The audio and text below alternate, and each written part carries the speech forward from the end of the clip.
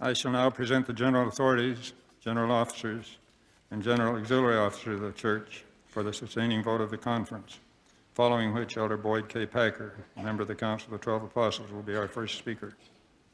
Before presenting the authorities for the vote of the conference, President Kimball has asked me to read the following statement.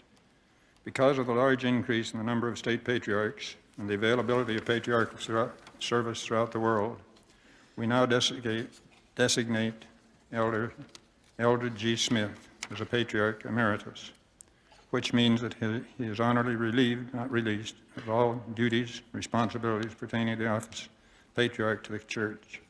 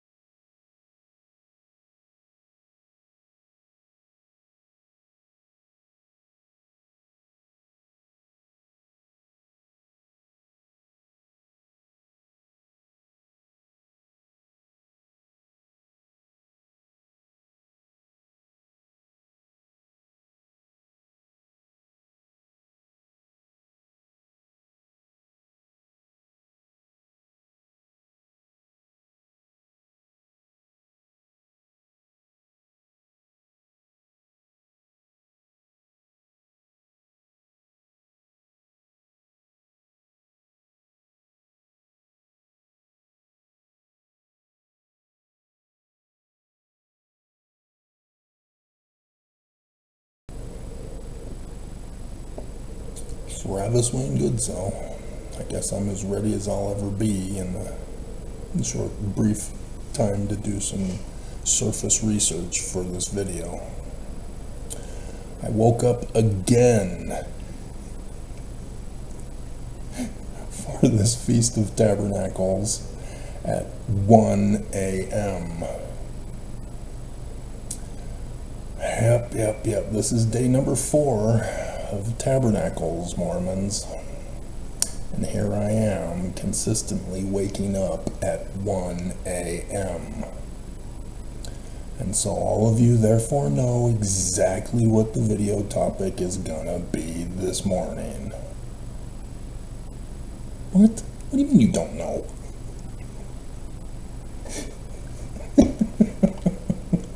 Samuel of 1 Samuel. I've been hinting at it. been telling you that it has to do with the latter days. And I've been hinting at Pharaoh raping women to give birth to Jesus. And so we get to talk about it. Today's the big day. So yeah, there's also signs in the heavens that have been going on to let Mormons know this is it. Where are you, Mormons? Why aren't you believing? Oh, right. You think you're Christian. 3 Nephi, section 3, verse 16. It was right here for you the whole time. All you had to do was read. And follow the footnotes. The Book of Mormon has been stolen by Martin Harris. 116 pages.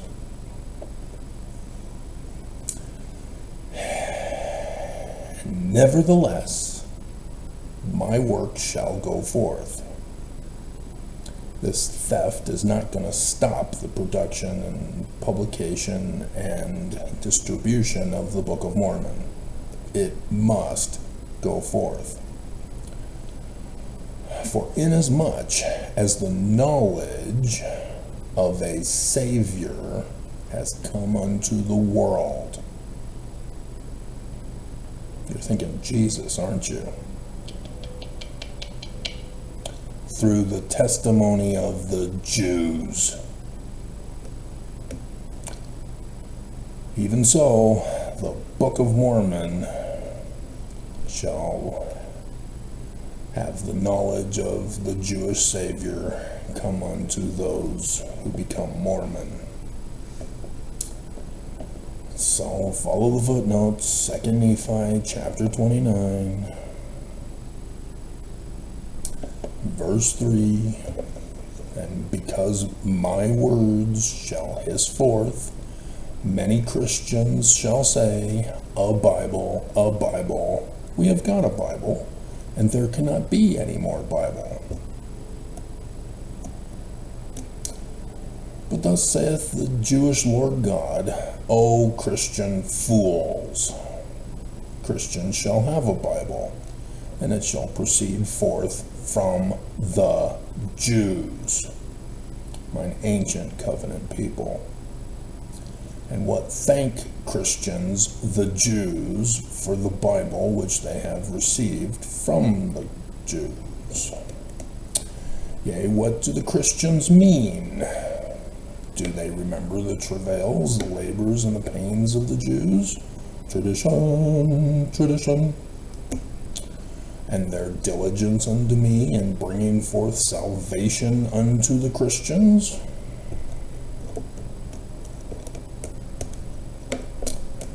O ye Christians, have ye remembered the Jews, mine ancient covenant people?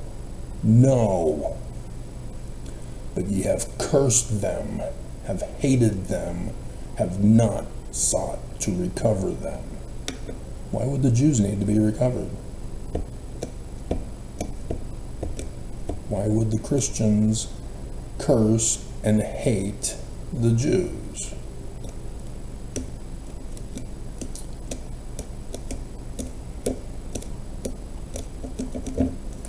The first creed of Christianity, which Joseph Smith calls an abomination, that all of the professors of Christianity, those who profess Jesus is the Christ, are corrupt to the core.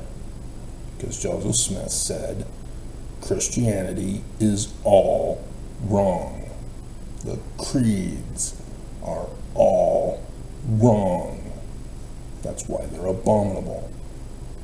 And so this first creed of Christianity, which we have to quickly go to the picture,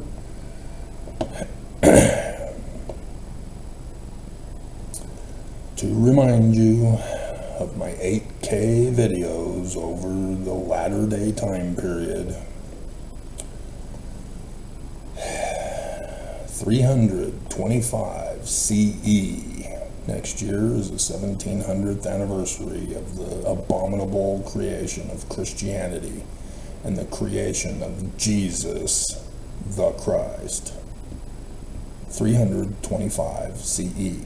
Jesus is born in Turkey. Just like Noah. Sort of, not really.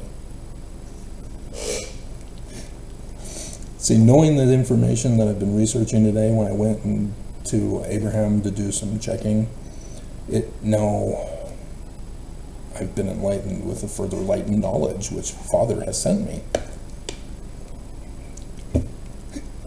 Which is a clue as to what I was looking up.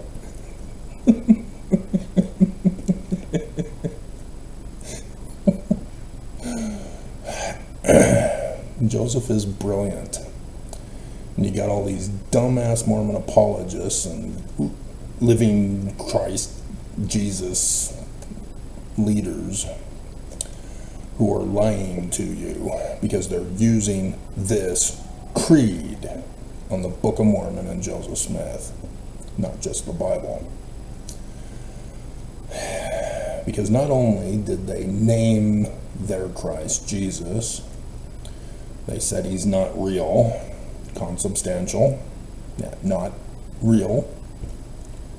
Homoousion, created name by Roman Emperor Constantine because nobody else wanted to give up the nature and character of their Christ. There were too many debates, and they couldn't figure it out, and they couldn't agree. So Constantine was all hot and bothered and got upset and said, Homoousion. That's now the nature and character of your Christ. Let's go home.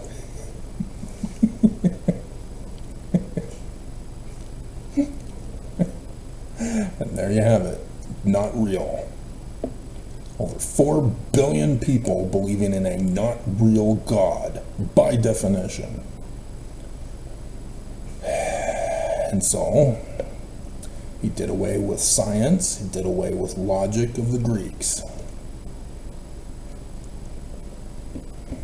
Turned the world into the dark ages of stupidity and ignorance. Just like AI.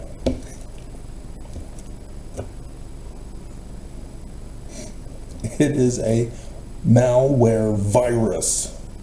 And I can't get my government to pay attention because they don't know. God. It is a national security threat and it needs to be shut down.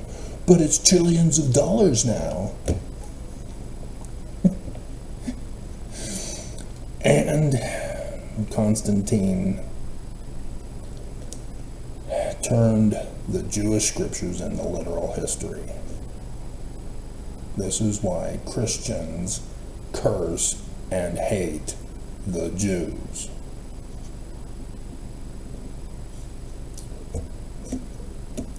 Because now Jews murdered their not real Jesus. Created 325 CE to revise history to be in the Roman period time.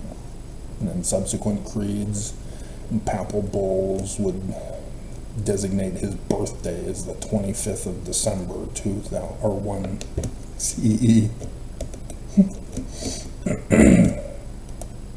And then Mormons think they're clever and know better that it was 6th of April.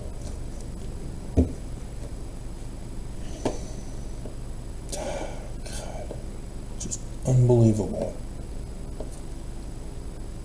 The ignorance and hate and abominableness that comes from believing in this crap. And not a single Mormon trusts Joseph Smith in the Book of Mormon. Because, since it's Christian, guess who your Christ is, Mormons? Because it's in the learning of the Jews, the Jewish Christ. So 2 Nephi chapter 3, hey, Joseph Smith is a Christ. The founding Christ, the forerunner to the Christ, who will be manifest unto Mormons in the latter days. A Mormon, who is the Mormon Christ of all Jewish prophecy. This is what you've been missing if you're brand new. And if you're not brand new, and you are following me because you don't believe, what the hell? So, if you want Joseph Smith to prove it to you, section 103, verse 16, therefore I will raise up unto my people a man who shall lead Mormons like as Moses, the Jewish Christ. Avraham Gileadi thought that he could merge Judaism and Christianity together. And the church excommunicated him and fired him from BYU.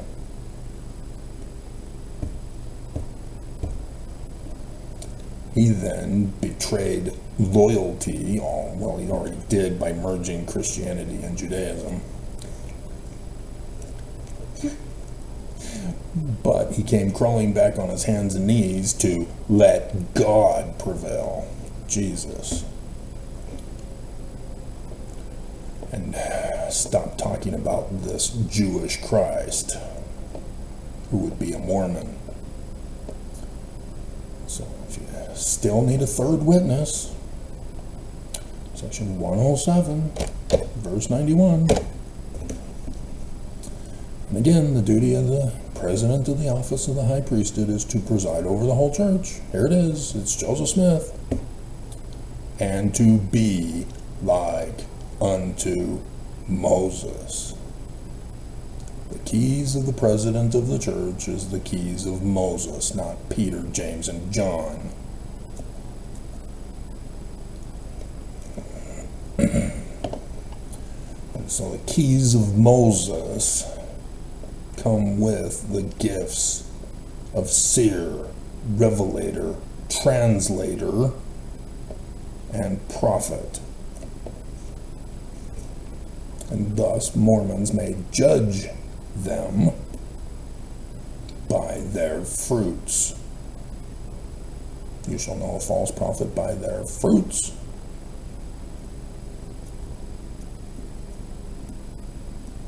So, yeah, remember let God prevail? You don't go to conference, do you? You go to the Capitol to smear poop on the walls instead, because you're on vacation that weekend. Nelson has been exposing he does not have the gifts of seer, revelator, translator.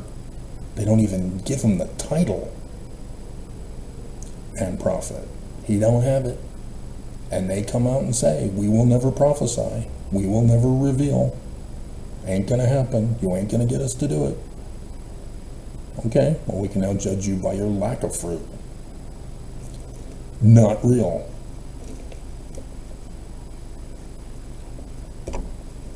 And so, this is a prophecy.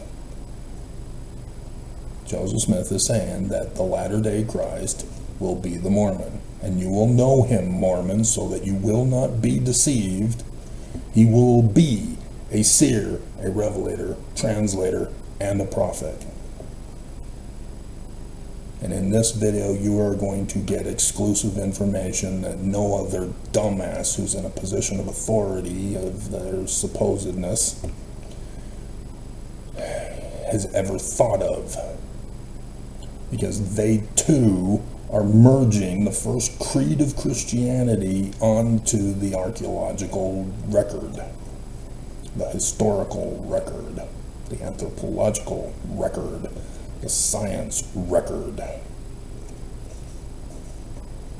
And that's how you know when a Wikipedia page is lying to you, when they use terms from the Bible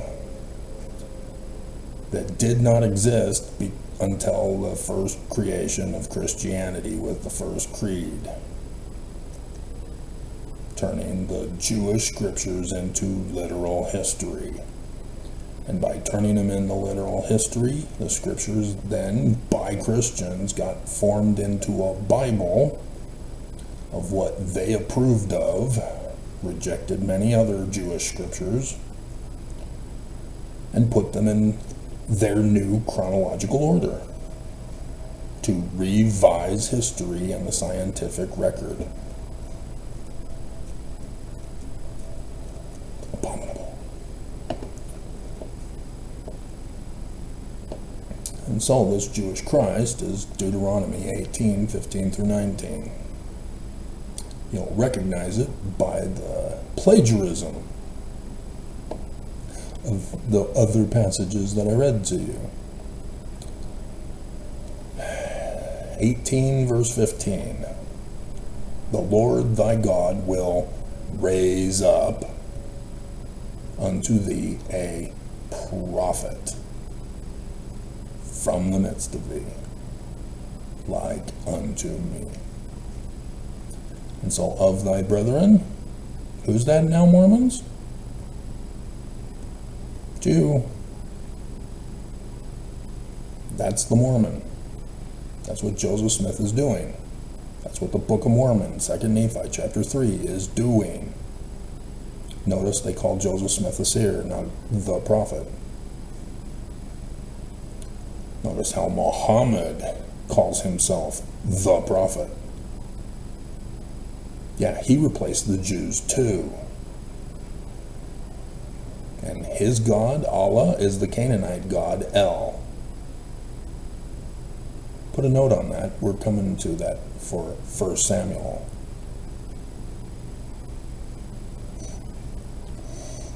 As it's the Christianized replacement of the singular El.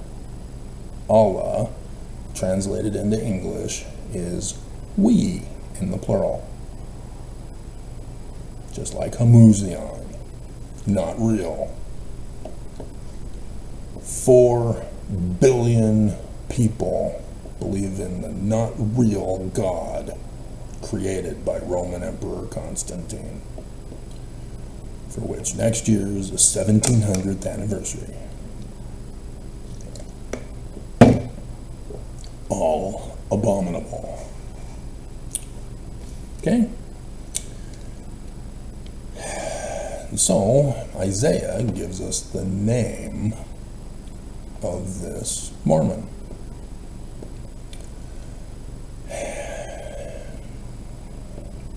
And he does it in James Bond fashion.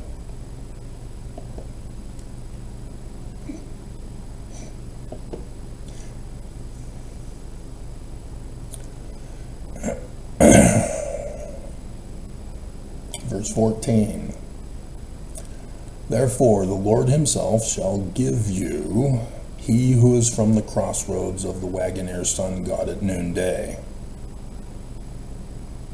Behold, Virgo shall conceive Jupiter,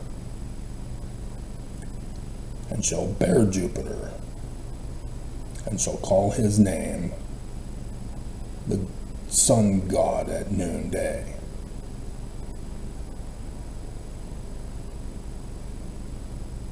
Sun god. He who's from the crossroads of the Wagoner sun god. Licensed to kill. With the burning of his presence. And so, the reason why he, as 2 Nephi chapter 3 tells us, he is of Ephraim and Judah, is right there in verse 17 of Isaiah 7. Ephraim departed from Judah, even the king of Assyria. Joseph is from Ephraim, the sun god, Emmanuel, Amonel, son Ammon, as you would know it as a Mormon, is from both Ephraim and Judah. Oh, look, there's a bee for the beehive state. Of the land of Judah, Utah, phonetically the same, not a coincidence. It's prophecy. So yeah, the word sign, that plays a part. I broke down and cried when I saw that in Samuel.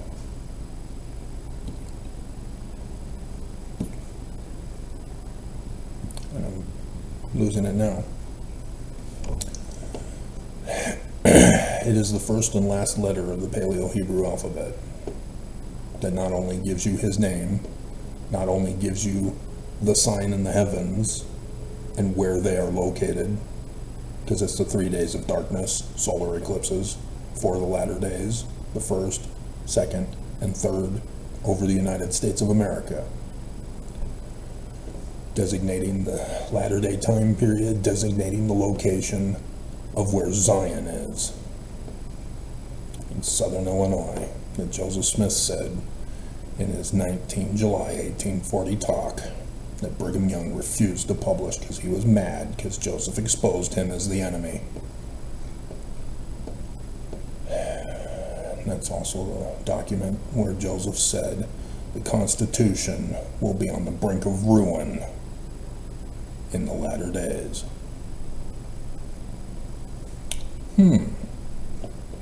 So Oakes coming out and saying that he's the mastermind behind the coup of the government. Yep. You're in the great and abominable church, Mormons. You are evil. And gotta go to another picture. This one of Nebuchadnezzar's dream that Joseph the seer interpreted.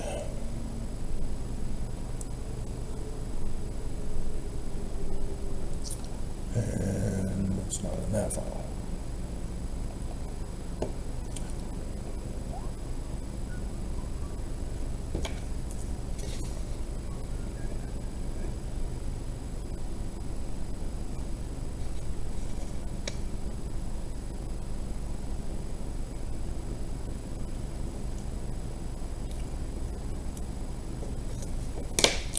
I have to take notes because I have associative memory. I'll forget. That's why I need reference books.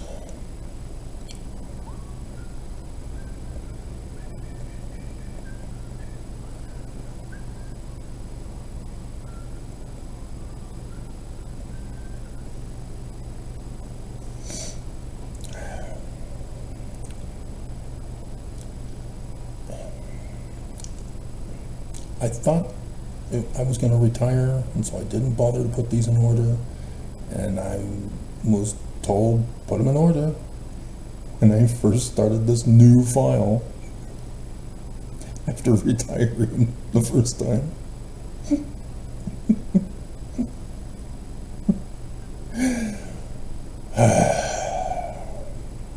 Just making more work for myself.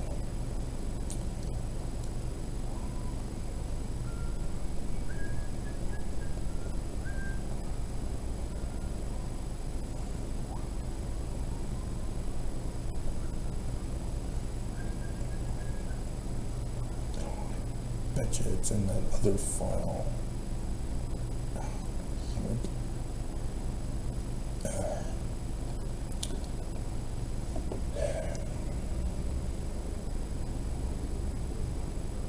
Yep.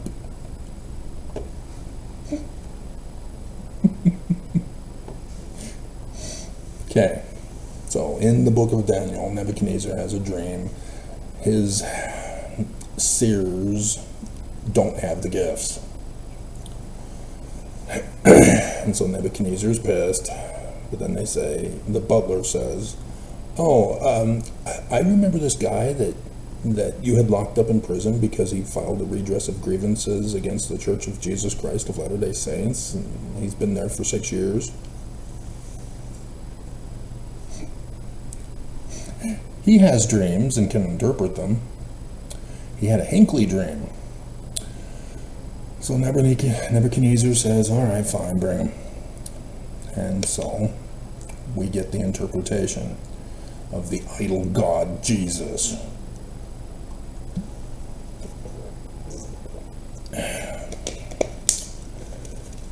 So the first one is Babylon.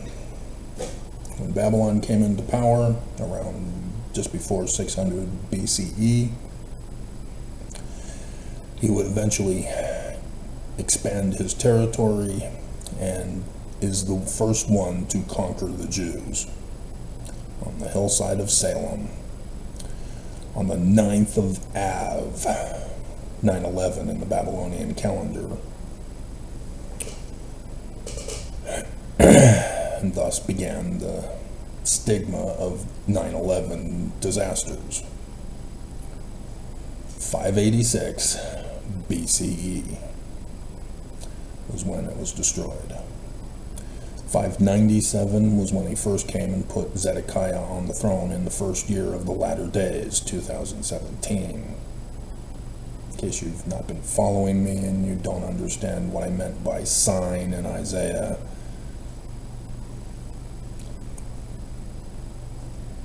and you were under a rock during all these solar eclipses.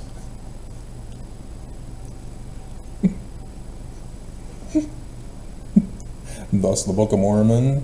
Guess what date they gave you at the beginning of the Book of Mormon?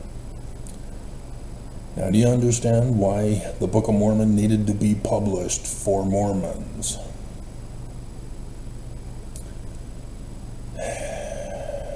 So the temple is destroyed. This is important to know and understand for what we're about to go over. If you've heard me talking about it, yes, there's a whole bunch of gods and gods talking to gods about gods talking to gods and waking them up at 1 in the morning.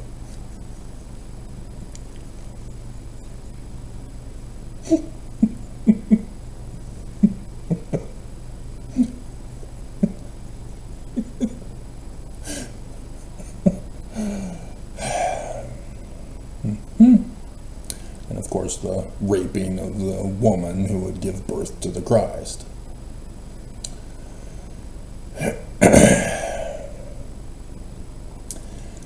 And so then Persia is next.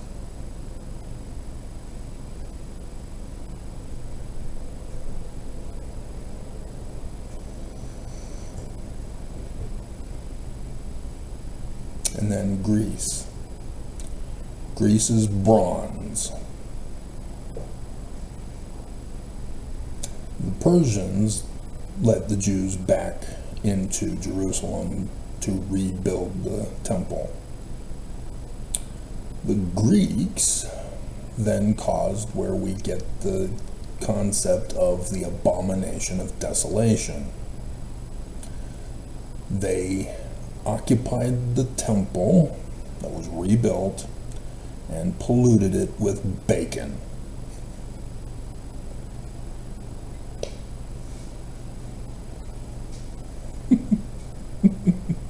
It wasn't really the bacon that was being offered, it was the concept of a foreign entity occupying the Jewish temple and denying the Jews from using it.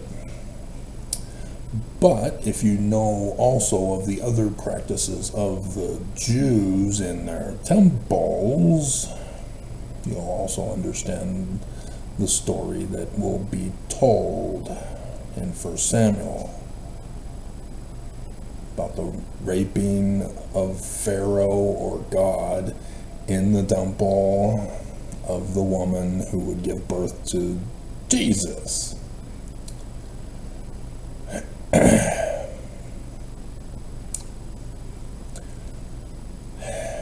And so notice it's abomination. What did Joseph Smith call Christianity again? And so the Romans then took over. And during this Roman period, they would eventually destroy the second Jewish temple. Guess what date it was destroyed? In 70 CE. Yeah, 9th Ave. This is important to know and understand also in the context of 1 Samuel. So, guess who the iron mingled with clay is, Christians? Rome is iron. The feet are iron.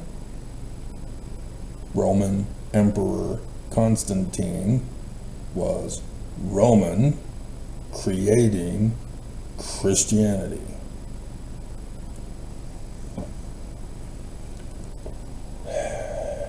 And thus, the Jews began to be hunted down and chased around Europe. Because they murdered Jesus. Daniel is saying that these emperors will have to occur first until finally the Jews will be restored.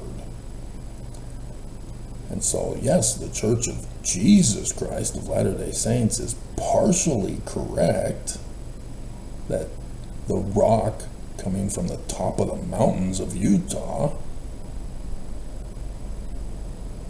is, but they botch it after this.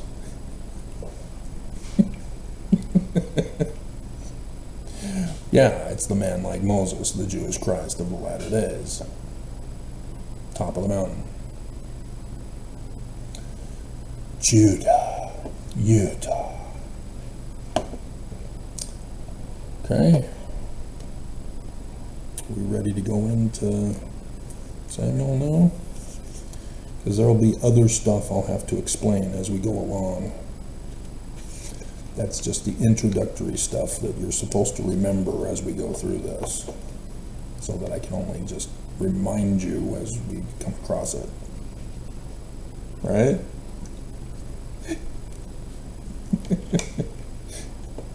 It's not an interactive video, and it would take me way too long to cut and paste the clips and then put them where I would never finish that in time. Okay, so because of Constantine, Egyptian and Paleo-Hebrew died. They became extinct. And so, thus, the translator has to decipher those languages. And so, thus, the Book of Mormon talks about Moses Yah, who can decipher ancient languages that are dead, as he gives up the kingdom.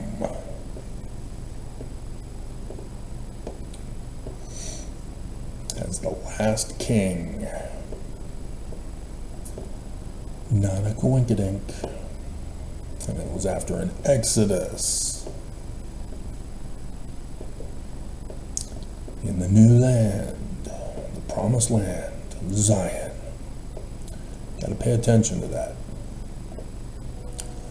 All Jewish stories are based on Deuteronomy. They have to talk about the man like Moses. They can't talk about other gods. That's stupid.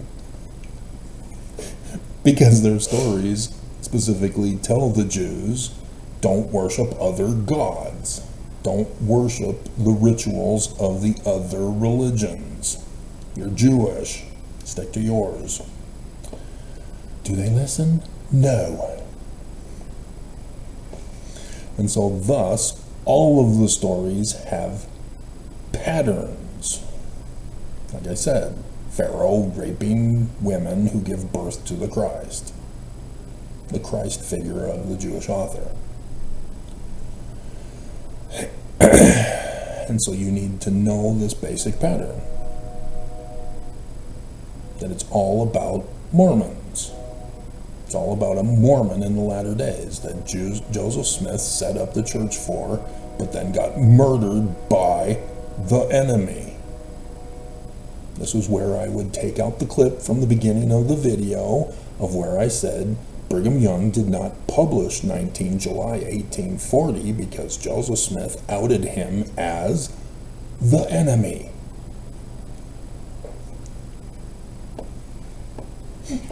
And stole his church and turned it Christian, just like Constantine did to the Jews and the Bible.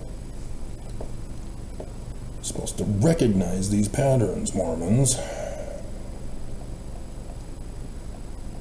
You're not supposed to be full of wrath and hate just because you got exposed as stupid and conned by this church.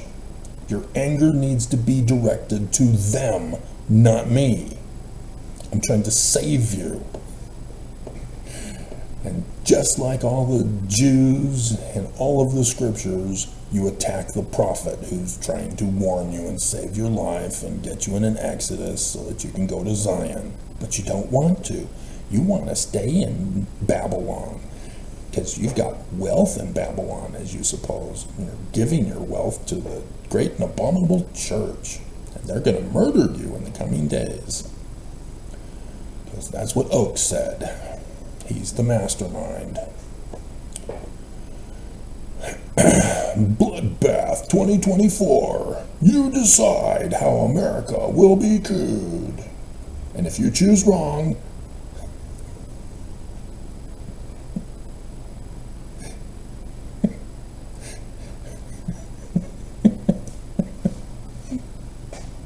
Senator Lee will come and get you.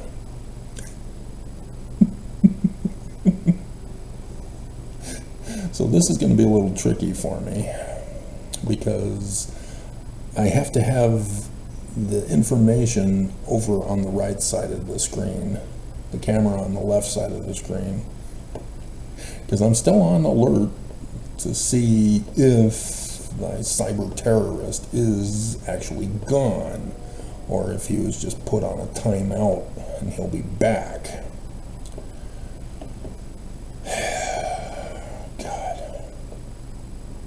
But I have confirmed that the Mormon employee is not the same guy who's putting a thumbs down on every video. That has now been established as fact. I've tested before. This just reaffirms that the person who's putting a thumbs down on every single video of mine, stalking me, just so that he can put a thumbs down, because Jesus is true, Travis, is a separate person who's attacking me. All right. I think we can now begin. The book of Samuel was written by the Qumran community.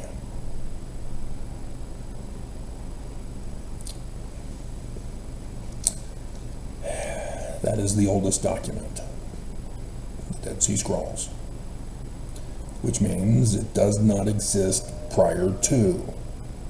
It was not taken from a previous document other than the Egyptian story of Hathor. I guess I need to introduce that. So, 1 Nephi chapter 1, verse 2.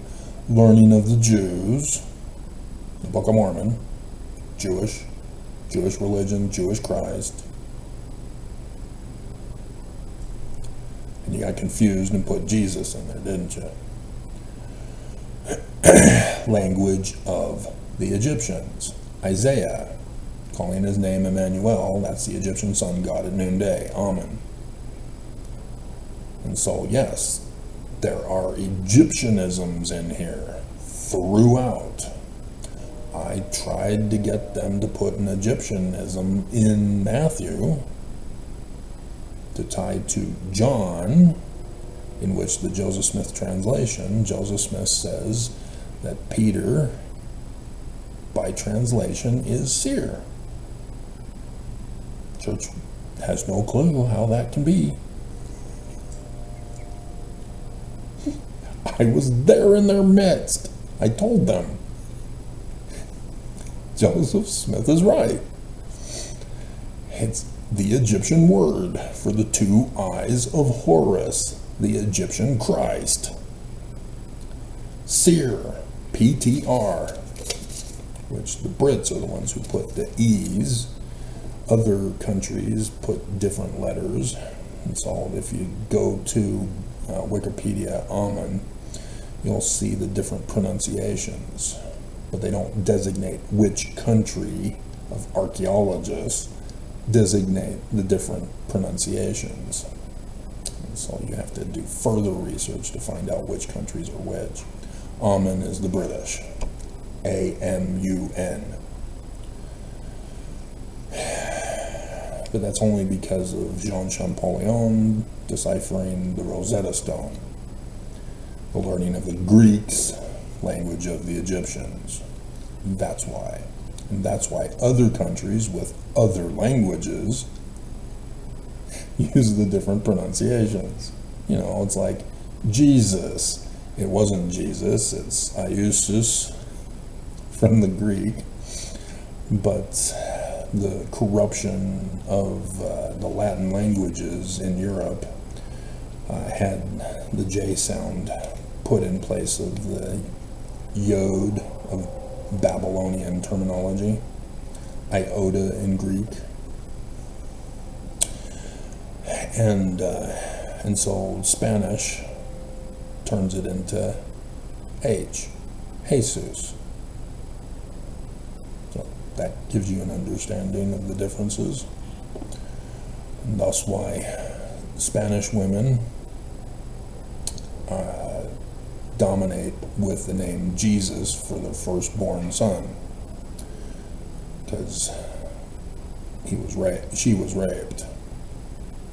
Father is gone, and so thus she clings to her Bible for emotional support and is inspired to name her son Jesus after rape baby Jesus. And so you don't see that among American white women. I don't know of anybody white woman who's named her child Jesus. Joshua, but not Jesus. We get to talk about Joshua too.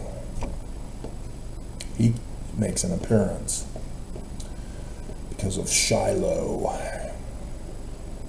And that could also be used as a separate video, since we still have a few more days left. So put that in the back of your mind to see if we'll talk about it in the future. So I'll have a brief mention of it because it has to do with the latter days. So yes, that's what the Jews are doing here. All of their stories are based on the prophecy and revelation of the coming of their Christ, who's a man like Moses, to set in order the temple that Joseph Smith established, that the enemy corrupted and made it the abomination of desolation. For 2019, child bride polygamy of 11 years old. Not making bacon.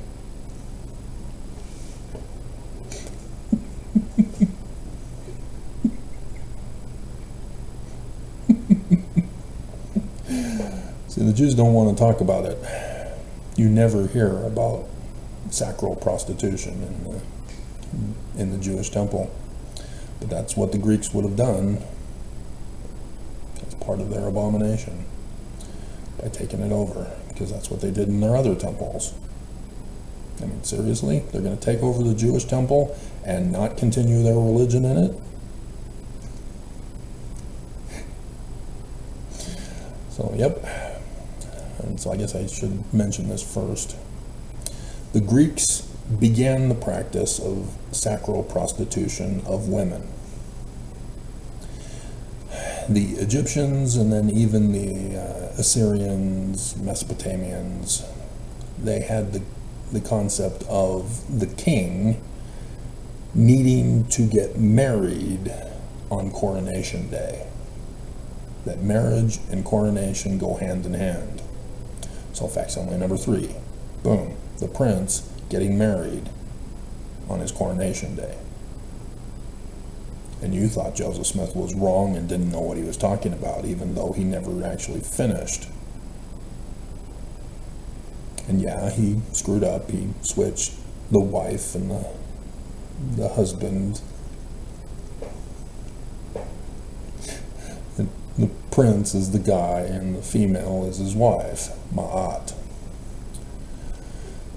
And I don't understand why Egyptologists don't know this. They should know it. Why don't they know it?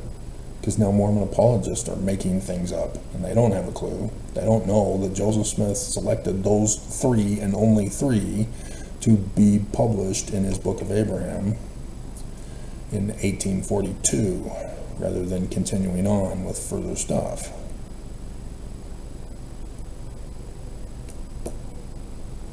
And he put those 3 out of all the others that were available for him.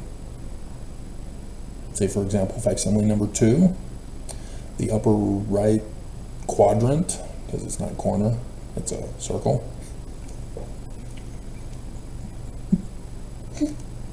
has the scene from the papyrus that Joseph Smith called the Book of Joseph. You know, like Ezekiel 37.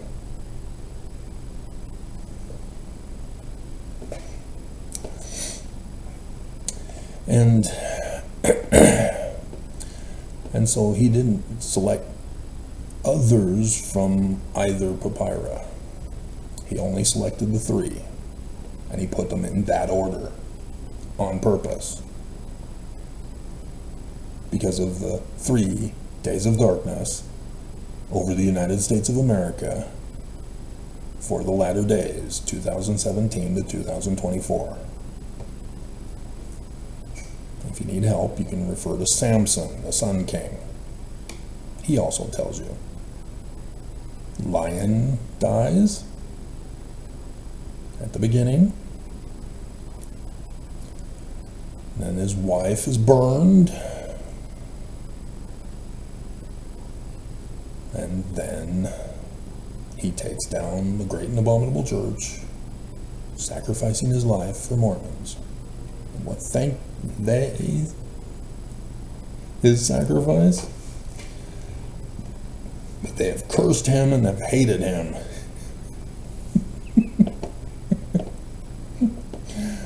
Bring back the Philistines. Church is true.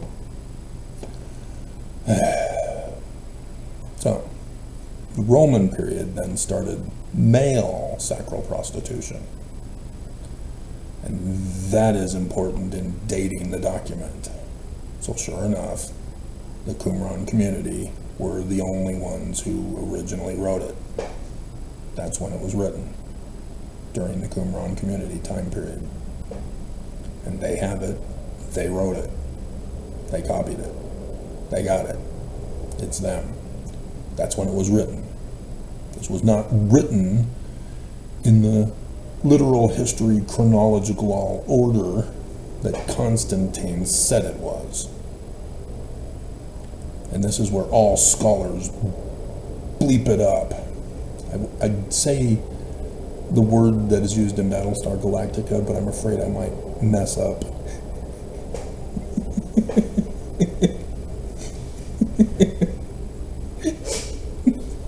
And so I'd have to have it written on paper and slowly read it so that I don't have a vision of the other word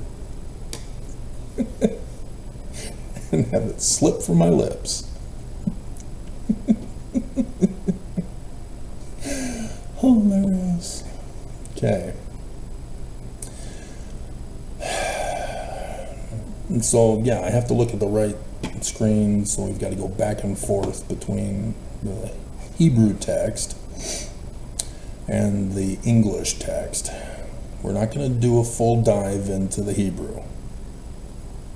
It would take too long. We're already at 51 minutes into the video.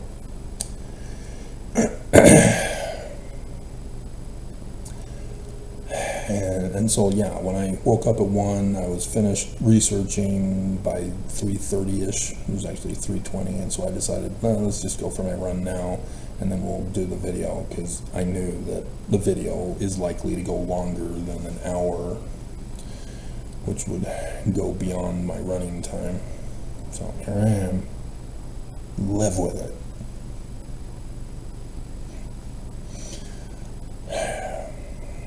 Okay.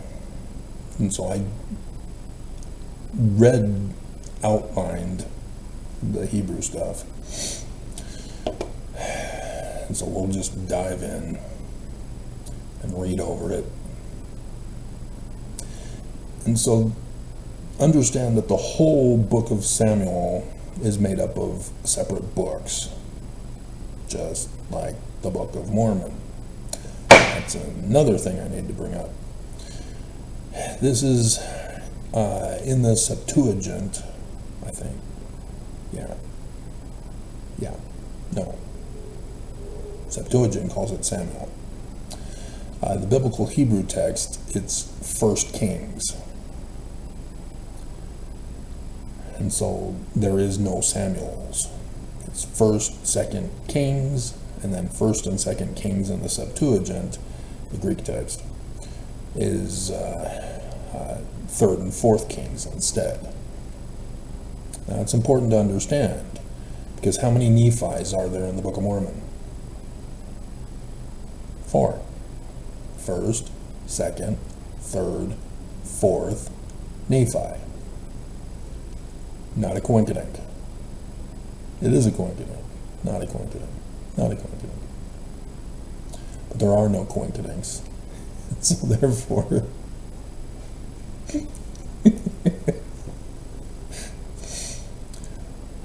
yeah, Nephi is the name of the kings of the people of Nephi. Whatever their original baby name meaning was, the story tells us that they were given the throne name of Nephi. And the same thing with the Lamanites. All were designated with the name Laman. Yeah, because Laban was the one who pulled a Deuteronomy 19 on them, and thus nobody understands why Nephi slayed Laban. Deuteronomy 19, guys. And if you don't understand that, the New Testament has beam and mote. But you don't fully understand beam and mote without referencing Deuteronomy 19.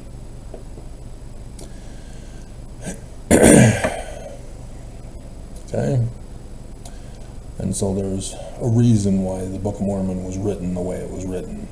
Yes. Not from literal history. You hadn't caught on yet? And so Joseph Smith Sr. was the one who rewrote the 116 pages. Sidney Rigdon's the major author of the Book of Mormon. Yep, that's right, Exfo Nevermose.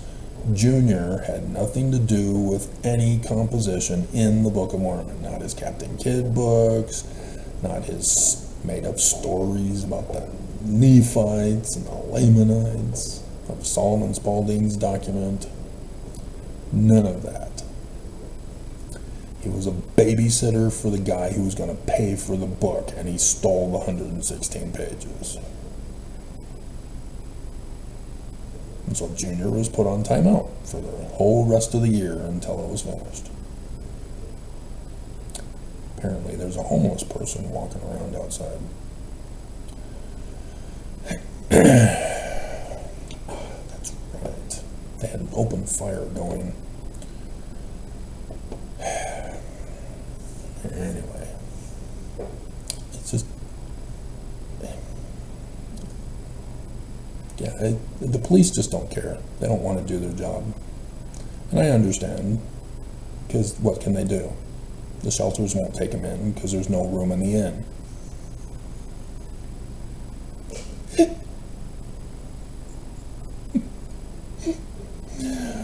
But the homeless are trashing wherever they go. Not just with the trash they leave behind, but also the graffiti that they make, just completely degrading the value of Utah. And it's kind of a rebel retaliation for what Utah has done to them. So I understand that. But the church does not want to solve the world's problems. They want to cause them and force everybody to be Mormon. So anyway.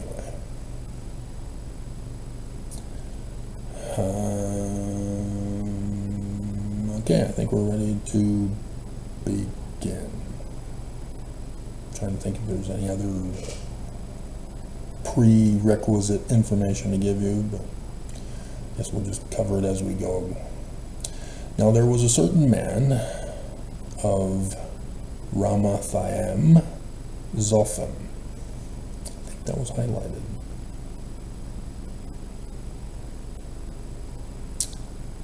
Yeah. The Haramat part was, which is interesting. They have MN to be from, which I don't have from here, of, which is, this translation is awful. So yes, Joseph Smith is correct in the Wentworth letter that we believe the Bible to be the Word of God as far as it is translated correctly. Joseph Smith would explain to Mormons on April 7th,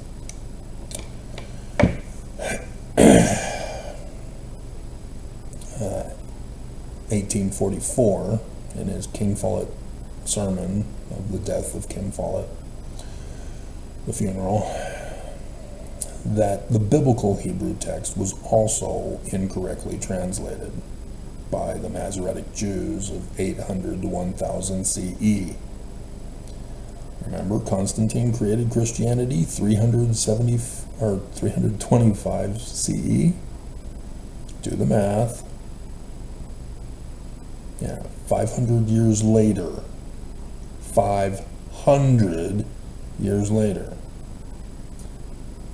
They then botched the Dead Sea Scrolls, which are the closest match to that document. At least the Aramaic script characters are the closest match to the Dead Sea Scrolls, Paleo-Hebrew and some Greek, some Aramaic. I think there was some Aramaic, most likely. Should have been. So there's a distinction. But remember, Egyptian and Paleo-Hebrew are dead languages now. And so they were just going off of tradition. They were combining all different languages and word meanings together into the translation. And so now the original author of the Jews, who had one linguistic pattern, now under the biblical Hebrew text has a multi-personality disorder. That's how badly the Bible got botched by the Jews because of Constantine. Because it was the Christians who created the Latin Vulgate and then the Septuagint, even though the tradition was that Jews under the Greek period were the ones who created it and formed it into a book, and 72 Jews separately rendered the translations and had them in the order that they put them in. And when they all got together after they finished, they found that it was exactly the same, letter for letter. Well, first of all, it's the wrong translation.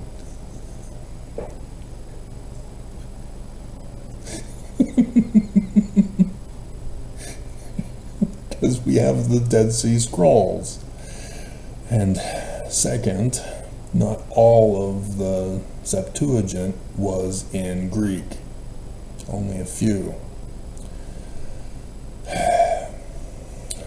So yeah, if you're going to make a lie, you got to be able to back it up with some connection to actual history rather than your revisionist history of the First Creed, to expose you as frauds.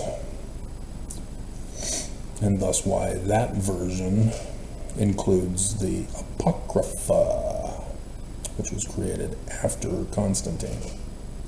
And so Joseph Smith says that they don't need to be retranslated, and they're good if you understand the learning of the Jews. And so this church doesn't bother to have them for us. And Bell is my favorite of scripture stories because of it. So yeah, Bell is in part of Daniel, and it deals with Nebuchadnezzar. Nebuchadnezzar's trying to prove that Jesus' statue, Bel, is the one true God, and you need to bow to him and worship him, Daniel. And Daniel says, no.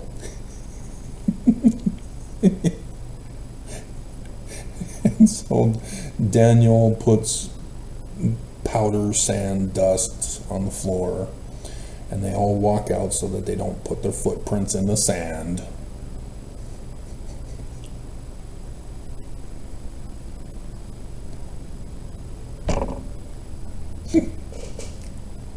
Yeah, you can see where this goes.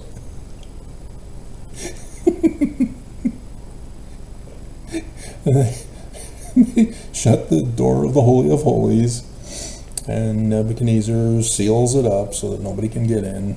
And then they go to sleep, they wake up, not at 1 in the morning.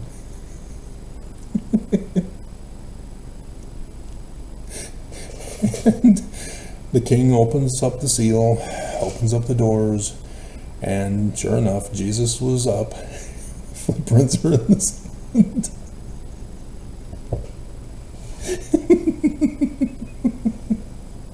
Oh, Christians, you just keep digging a deeper pit for yourself and you don't have a clue.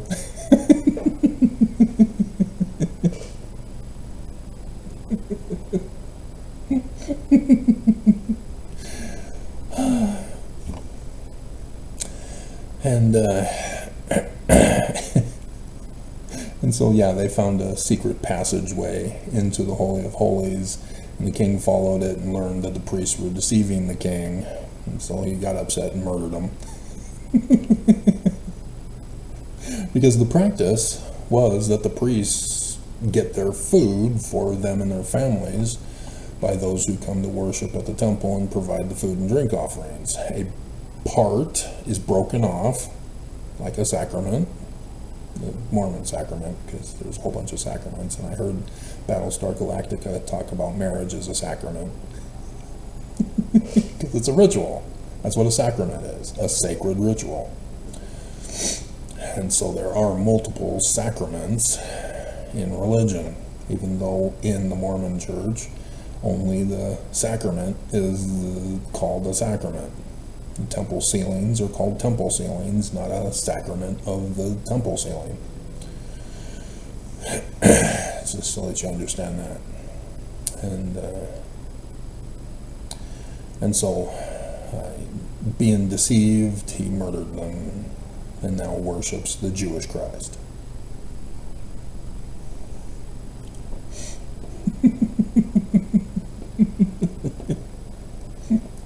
Are you listening, Nelson and Oaks? There's the curse of Jesus or Joseph Smith that we still have yet to cover. I'm waiting. It's supposed to be Wednesday, according to prophecy. We'll see. And I guess if I'm wrong, then Jesus is true by default.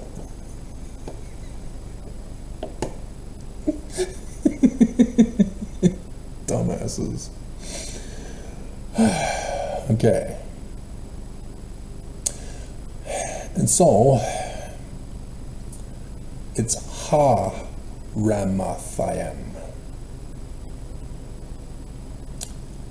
Har is Horus.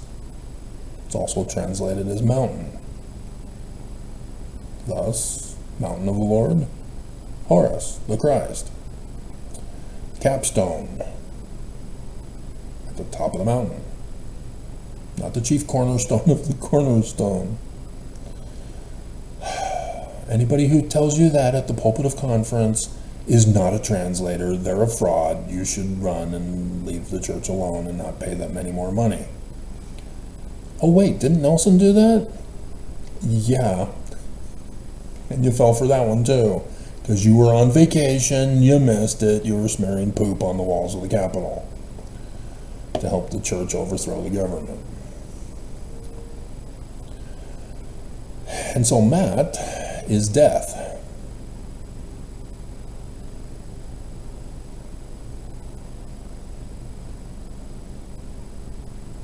Which is fascinating. We won't go too much into that and dwell on that.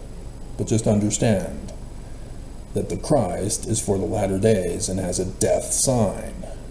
The T is the final cross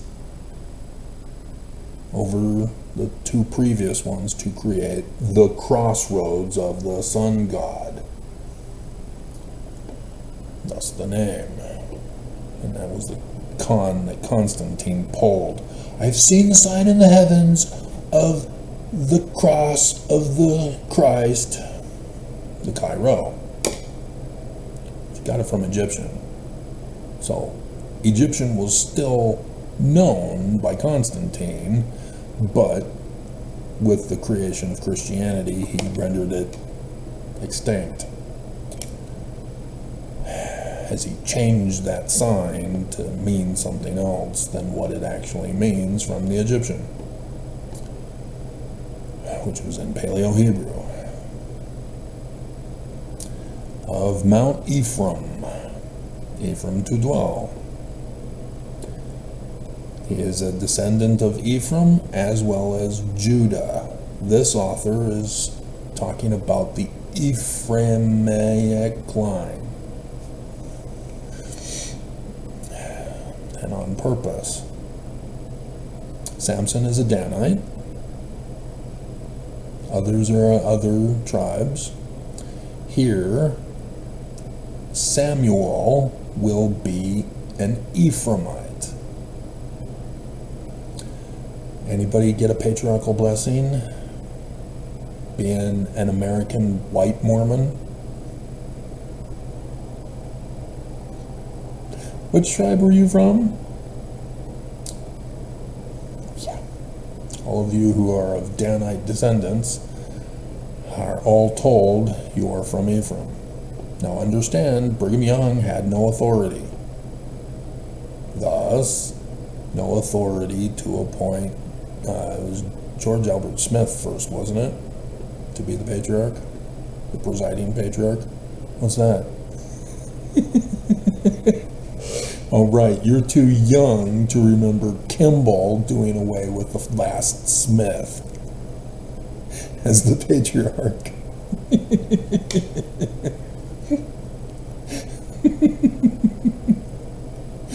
Because that's the same time as Amram Gileadi with the footnoting.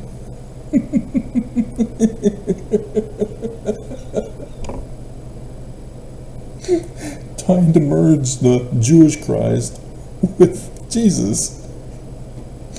Because Hiram's line is the line for the birthright blessing son to be the Mormon Christ. And thus Kimball did away with it. Wanted to put a stop to it right now.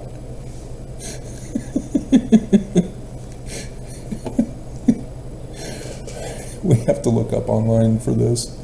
We have to know the date. That just came to mind as we went through this.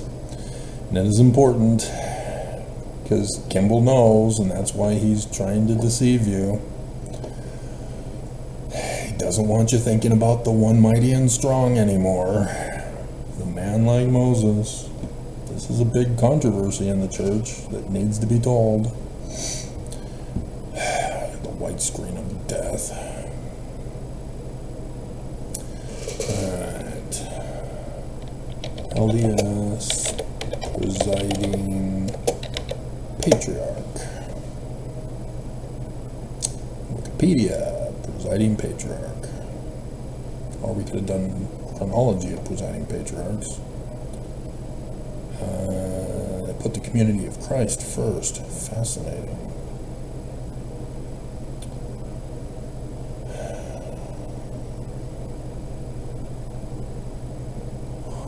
Huh. Yeah, no. Brigham Young, no. They're saying William Smith, but no. He was excommunicated by Brigham Young. And so I guess it was a token thing, but Brigham Young didn't care. He didn't want William to succeed as the new president. Here we go.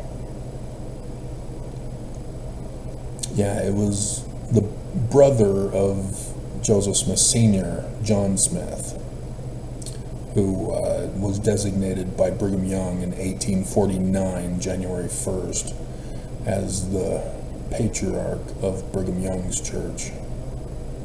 So you notice that he took some time. This was the year of the Perpetual Immigration Fund.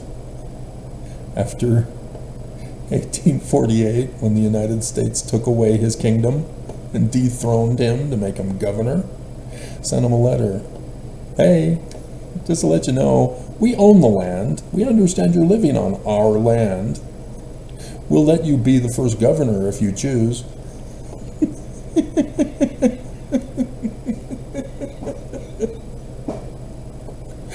And thus started the war.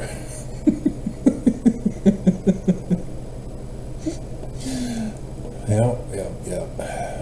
And so, yeah, this was only because of the Mormons who were converted into the church are now with the Perpetual Immigration Fund going to be trafficked to Utah as slaves and sex slaves, both adults and children. And so he was trying to copy the original church of Joseph Smith to have a patriarch, since it's in the scriptures that he stole of Joseph Smith.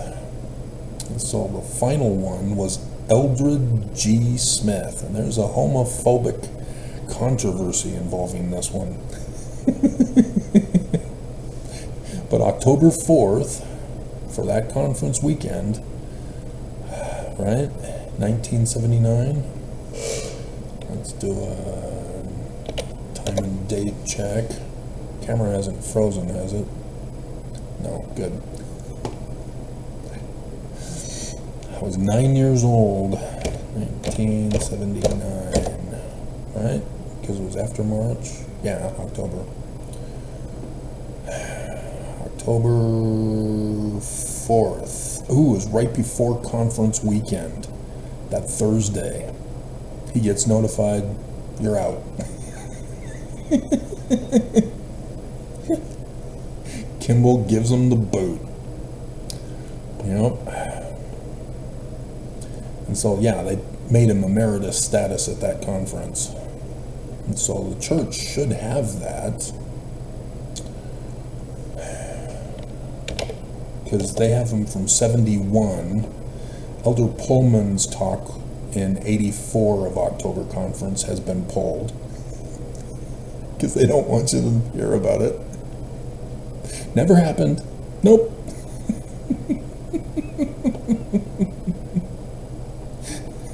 Nope, not at all. It's the final section for Kimball, and it would have been Saturday afternoon session when they do that, the sustaining of officers. President Kimball has asked me to read the following statement: number of state patriarchs. And so, yeah, it would be announced. Then Benson gave a witness and a warning at that talk.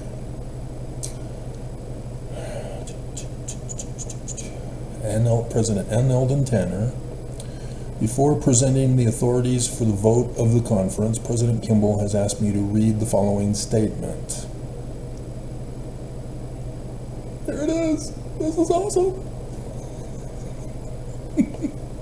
Because of the large increase in the number of stake patriarchs and available availability of patriarchal service throughout the world. Really? Is that why? It's just for patriarchal blessings, not the birthright blessing lineage for the Mormon Christ in the latter days, huh? We now designate Elder Eldred G. Smith as the Patriarch Emeritus, which means that he is honorably relieved of all duties and responsibilities pertaining to the office of Patriarch to the Church. Awesome. We must put this in.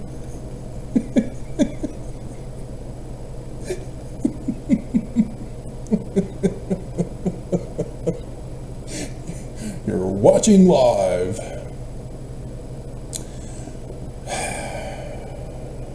Yeah, it's only a 360 quality. And so it was a quick download. Okay.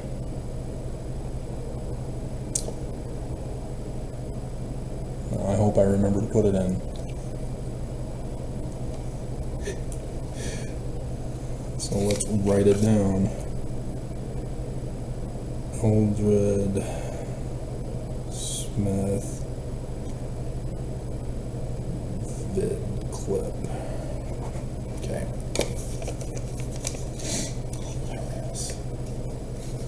Because that's what it means. 1879. They were about finished with the footnoting.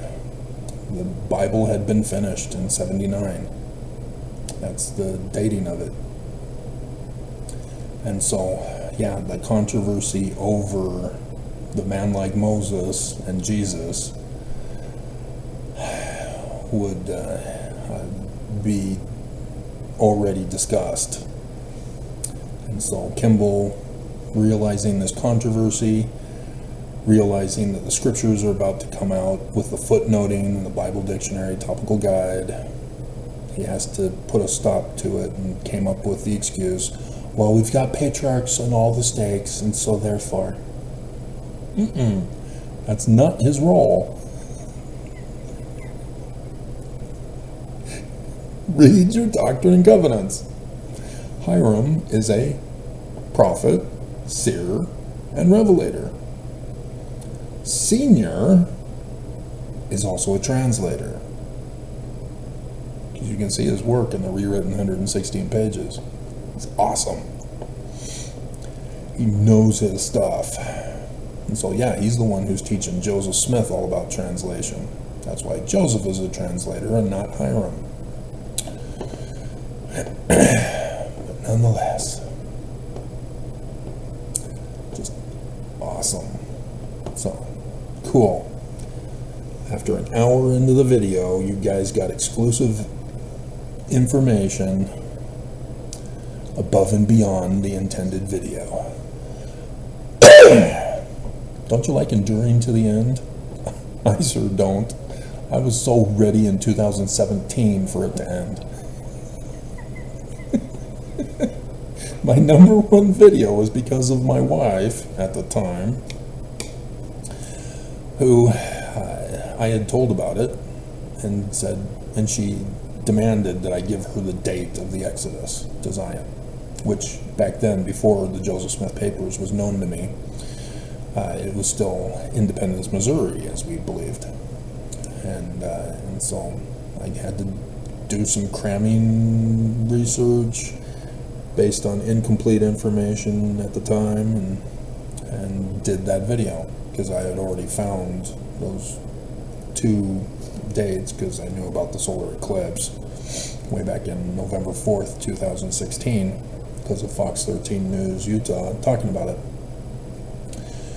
And then had searched for the other signs from the scriptures, and then thus found Revelation 12, 1, 2, as I believed at that point in time. Didn't realize 5 was also supposed to be included. That I found out after Monson died, because I was now looking for it, realizing that they were done in order. And so I couldn't find 5, and it was bugging the hell out of me. And then I go back to 2017 in the fuller sky and went, oh, yeah, there's Saturn on the throne of God in Ophiuchus.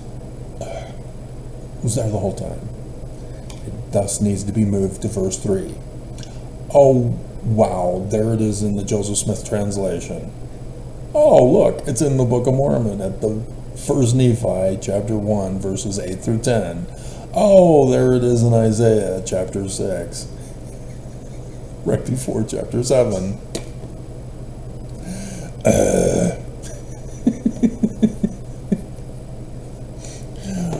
Yep.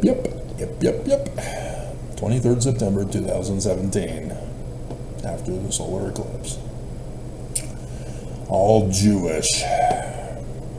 That's what Mormons are not getting. And maybe that's why they're running away and hiding. Oh no, my faith bubble is going to burst. Gotta stop it. I think we should stop the video here and then continue on. So it'll be easier for uploading. I think that's what we'll do.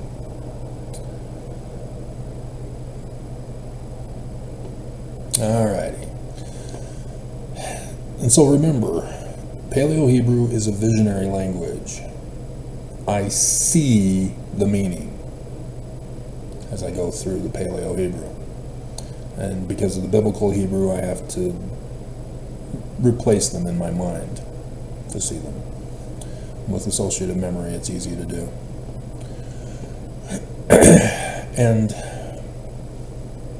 And so when I see Egyptian gods in the text, it sticks out.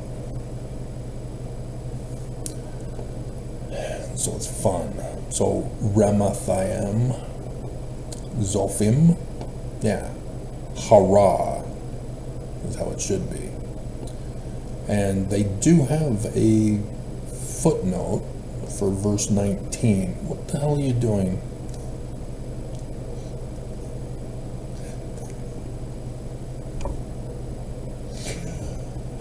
Came to their house to Ramah.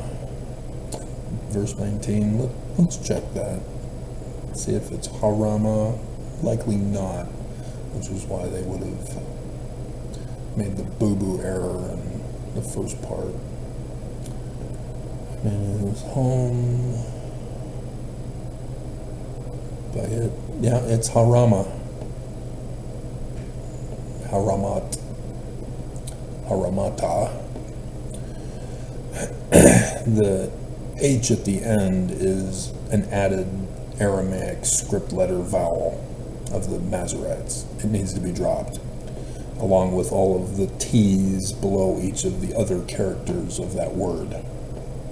Those are vowel pronunciations. They all need to go. The original Paleo-Hebrew does not have any of this, and this is the wrong script.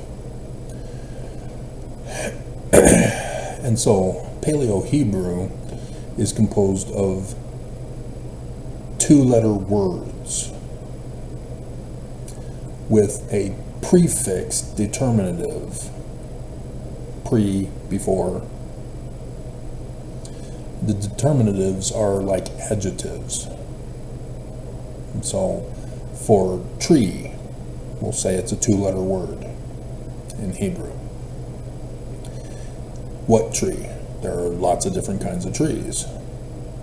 So you put a prefix determinative, which is another letter of the 22 letters of the Paleo-Hebrew alphabet, to designate which kind of tree it is.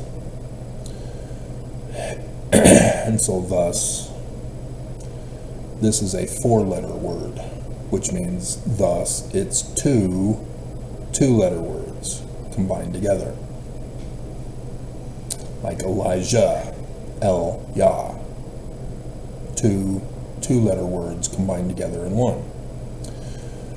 And so this is Har-Mat, the death of Horus, or the mountain of death. Cool.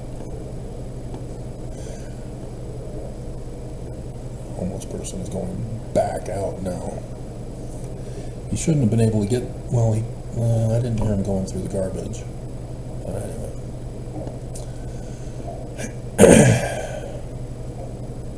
So understand this. You've been taught, if you had a little bit of Hebrew, as you suppose, because apparently they teach it in high school for you, and BYU might have a class, as well as the University of Utah might have a class if you ask for it. They want you to learn Arabic instead. But nonetheless, yeah, there's probably some of you out there who think you know it all because you had a class or two of Hebrew. No, you don't. You know nothing. They know nothing who taught you. And so that needs to be understood. There's also suffix determinatives that are used. Samson, for example, Shemesh is son. The N at the end is a suffix determinative for king. Notice it's a three-letter word, but it's a special three-letter word.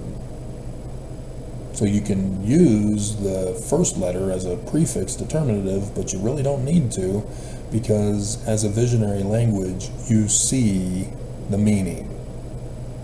The two waters with the priest symbol. It's the M, it's a W for water from the Egyptian hieroglyphs, and then the J stroke for a human, thus high priest, pouring water like Aquarius. And so Genesis talks about the division of the waters, the upper waters from the lower waters, and the dry land appearing. That's the Christ, that's the mountain of Horus. And so thus the sun is Emmanuel, the sun god at noonday, between the two waters in the sky. It's another name for sun. Whereas Amun is a transliteration from the Egyptian word. In the learning of the Hebrews, in the language of the Egyptians. Just so that you don't get confused in thinking that Egyptian hieroglyphs have alphabetical phonemes. Because the Rosetta Stone was Greek, and so they apply Greek phonemes to all of the Egyptian characters as a result of that. I mean, it's cool. You can get one level of understanding of the Egyptian texts, but you don't know how to decipher the bigger pictures from which the texts are derived, and you don't know the full translation thereof as a result either, because Egyptian died.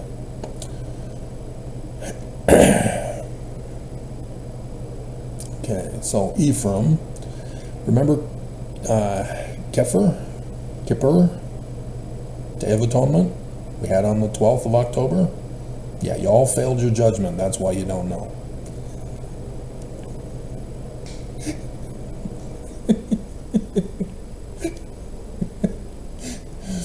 The K is from the Egyptian hieroglyph of a papyrus scroll, and thus writing, book, even. And then the two-letter root word, per, is fruit. So the Kippur, the Day of Atonement, Judgment Day, is the book of the fruit. And so if you put it in the context of harvest, hey, it's Harvest Holy Week. Tabernacles. What a coinkydink. There are no coinkydinks. Thus it's not a coinkydink.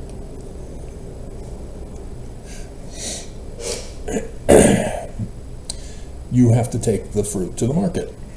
And so you have to make a count of all of the fruit you have. And you go to the market, and then you sell your fruit. And it begins with seed. You first have to plant the seed. Joseph Smith planted the seed through the missionaries. We will liken the seed unto the word. It's reversed in Alma 32, starting in verse 28. Missionaries are supposed to go around and tell people of the Jewish church, of the Jewish Christ, with the Jewish Book of Mormon. They're not supposed to go around and lie to people and say it's the Church of Jesus Christ of Latter-day Saints, we're Christian, and the Book of Mormon is another testament of Jesus Christ, put on there as a subtitle by Spencer W. Kimball. Shh, it was Joseph. No, it was Kimball. Because he doesn't want you to know about the man like Moses. There's our title. Perfect.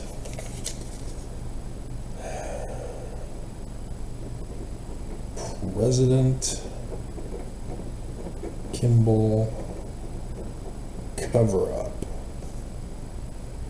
1979 Coverup. Dum dum dum dum dum dum dum dum dum dum dum. You're going to be thinking it's about patriarchy. And then you'll listen and you'll go, oh, he tricked us.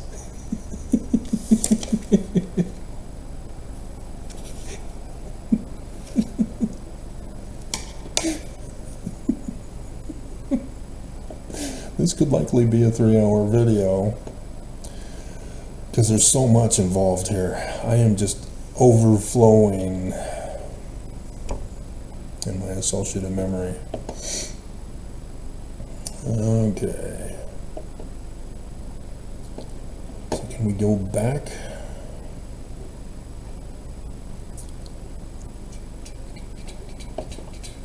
And so Ephraim has the A, the first letter, at the beginning of fruit.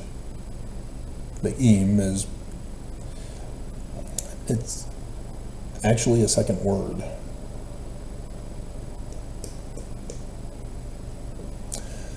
As is designated here, not a plural.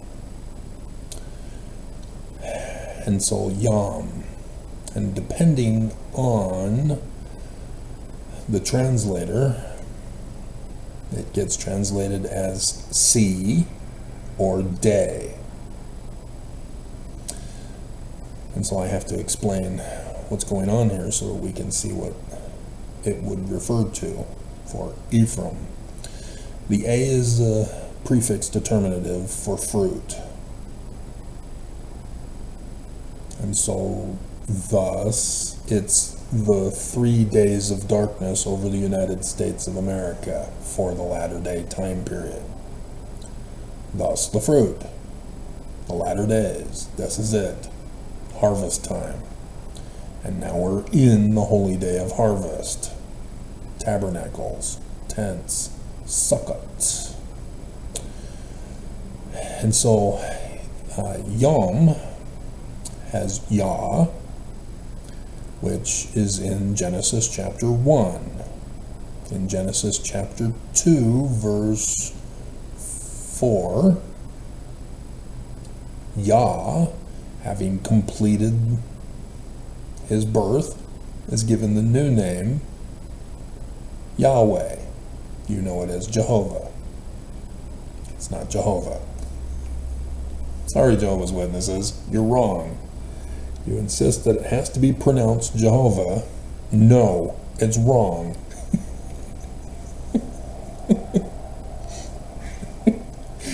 False church, wrong name. And if you just made it general and acknowledged that there are other pronunciations, you could have gotten away with that, and we'd have to find something else like no transfusions, denying of science to tell you you were wrong. But nonetheless, Especially no celebrating of Christmas for your kids. How cruel. I mean, yeah, it's a Constantine thing, but still, I don't know why they're calling it Christmas. Our government should not be calling it Christmas. We should not be taking a government holiday on a Christian holiday. And so America should have designated Christmas as some other excuse for the holy day, rather than a Christian holiday. And so thus also help include Hanukkah, and I guess Kwanzaa has been trying to sneak in to be celebrated.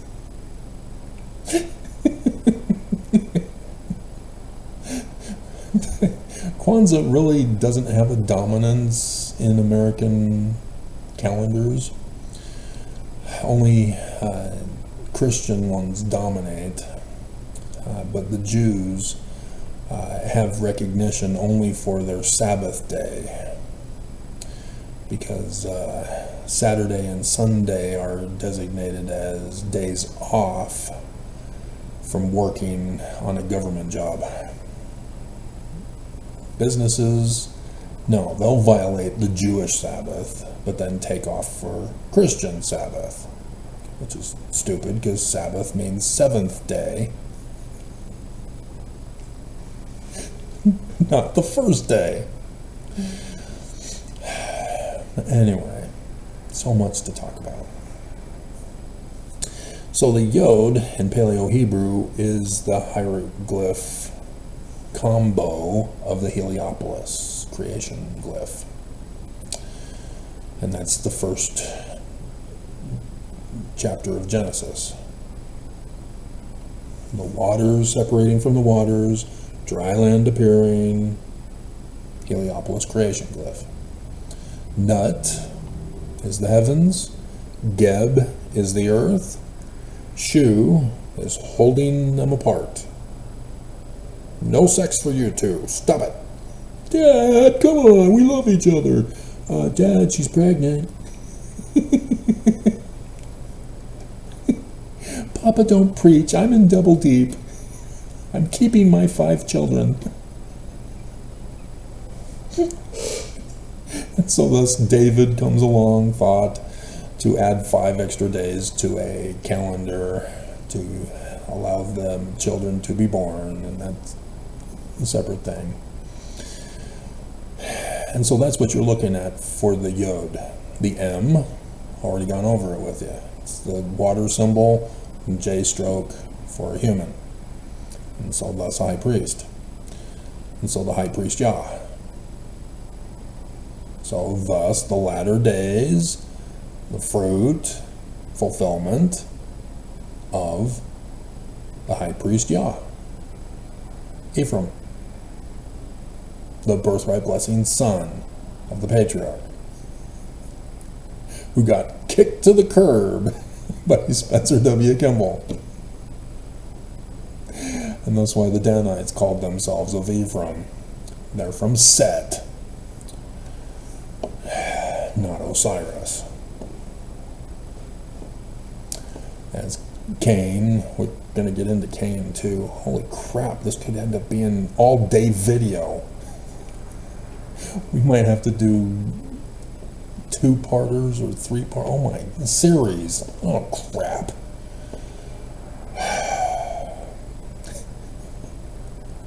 Now, do you understand why I didn't want to go over the Hebrew in greater detail?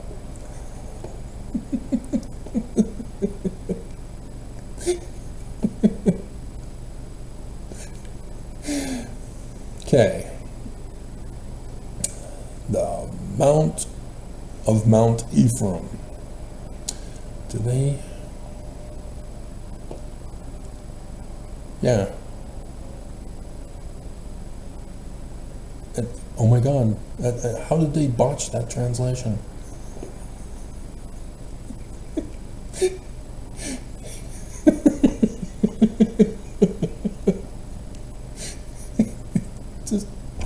Oh my God, guys, come on. It's even available for you to have figured out in Aramaic. You didn't even have to go to the Paleo-Hebrew.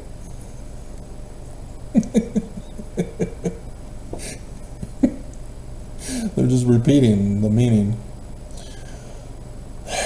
to indicate that Haram is mount, which is Horus, from Egyptian transliterated into Paleo-Hebrew. And so his name is Shem. Sam. Okay? Was, wait for it, this is a Mormonism of Joseph Smith from the Book of Abraham. Elkanah. Joseph used Elkanah. This is really cool. Elkanah is the false priest in Egypt that Joseph Smith calls Ur of the Chaldees. Egypt, not Babylon. All Mormon apologists missed this. And Elkanah is having virgin sacrifices, which wasn't the practice of Egypt, but it works for what they're talking about, because Abraham getting sacrificed does work for facsimile number 1, despite people's criticism, thinking they're the experts, and they're not, because they don't even know Egyptian when they claim they do and got a PhD in it. You're still stupid. Because Abraham is shown in the prayer position, lying on the lion couch, the sacrificial lion couch, solar eclipse in Leo the Lion, 21st of August 2017. Not a quickening. No such thing. And so, yeah, he has a knife. The priests who performed the Egyptian sacrifice, or the Egyptian mummification, did use a knife, because they had to cut open the chest to pull out the organs and put them in the canopic jars of the 4 sons of Horus. Every Egyptologist should have known this. And so for people to complain, oh, Anubis didn't have a knife. Yes, he did. It's just other pictures don't show him with a knife. They just show him with his hands over the body, which is what the original one would have shown if the rats hadn't have eaten the papyri. And so then the prince and the spirit of the Lord come and save Abraham. It's in the text. Joseph Smith knew what he was talking about, even though it was eaten by rats.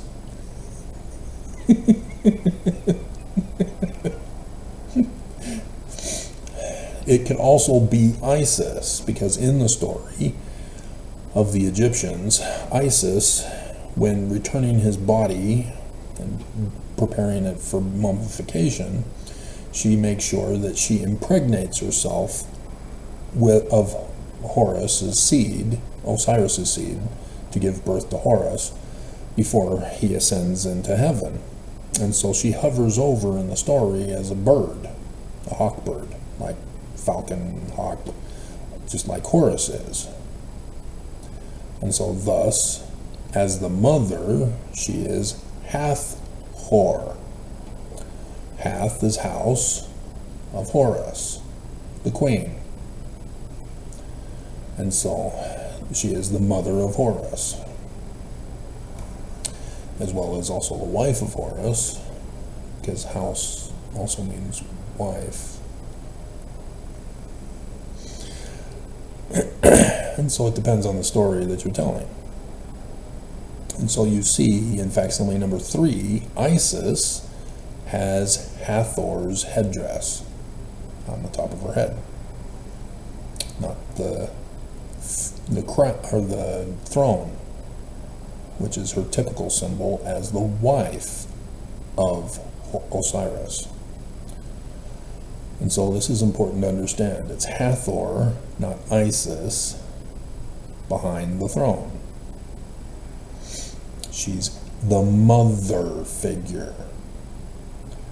And so thus why the prince getting married has his mother there, not Isis the wife, which would be Isis when people are going through without getting married into the presence of Osiris. Oh, itchy, itchy. Okay, there's a big difference. There's a change in meaning depending on what she's wearing on her head, what he's wearing on his head. That's why the bigger pictures need to be translated too. Egyptologists don't know this and don't get it. I don't understand. I don't have a PhD in Egyptian. I figured it out through Paleo-Hebrew, but still, you guys have PhDs and you couldn't figure this out? Anyway. And so, this is the context. Joseph Smith tells us, which is what I was looking up, trying to find out if Adam is talked about, if Cain is talked about. No. Joseph is brilliant here. Joseph only goes back to Noah, saying that the Egyptians come from Ham. And so when he starts plagiarizing Genesis, that's when you see the creation story brought up that includes Adam. But when he starts it off from the Egyptian documents, it only goes back to Noah, saying that pharaohs are the blood lineage descent of Ham. I want to say Kem, because that's his actual pronunciation. Kemet is the black land of Egypt. That's also interesting because these Qumran authors use Mitzrayim. They're responsible for Mitzrayim in Genesis, because Genesis is a Qumran document as well. They're responsible for creating the name of Egypt as Mitzrayim when it's already in there as Ham, Kem.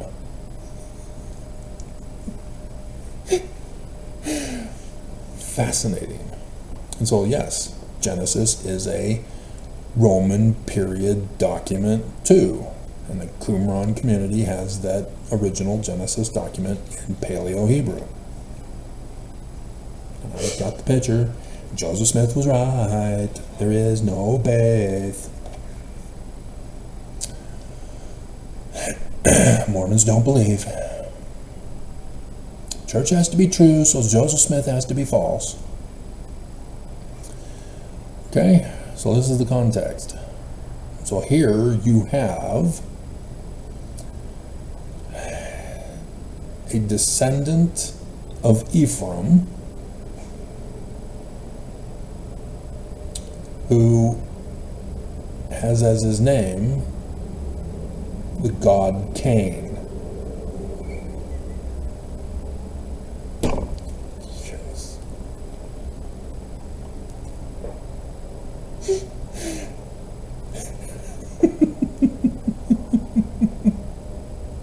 Because Cain and Abel, Cain, same spelling. God is El, God Cain, descendant of Ephraim.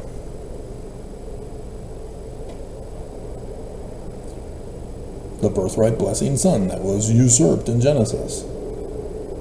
You have to refer to Genesis to understand what is going on here in Samuel. which means you need to know the original text. And thus Joseph's. Why he only goes back to Noah.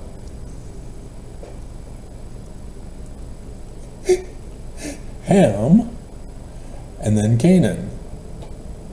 Joseph explains the controversy about the tent incident with Noah, getting drunk, passing out, and then Ham goes in, sees that his father is naked, goes and tells his brothers. His brothers go backwards into the tent with a blanket, cover him up, and then when Noah comes out of his drunken stupor, he curses Canaan, not Ham. Joseph explains this. Heliopolis creation glyph. Father has to separate the children from having sex. That's what the actual story comes from. And I would have gotten to it if I had kept on going. I published Ezekiel 37 on how it is to be done. It's on academia.edu. Fascinating. And so, Cain is the firstborn birthright blessing son.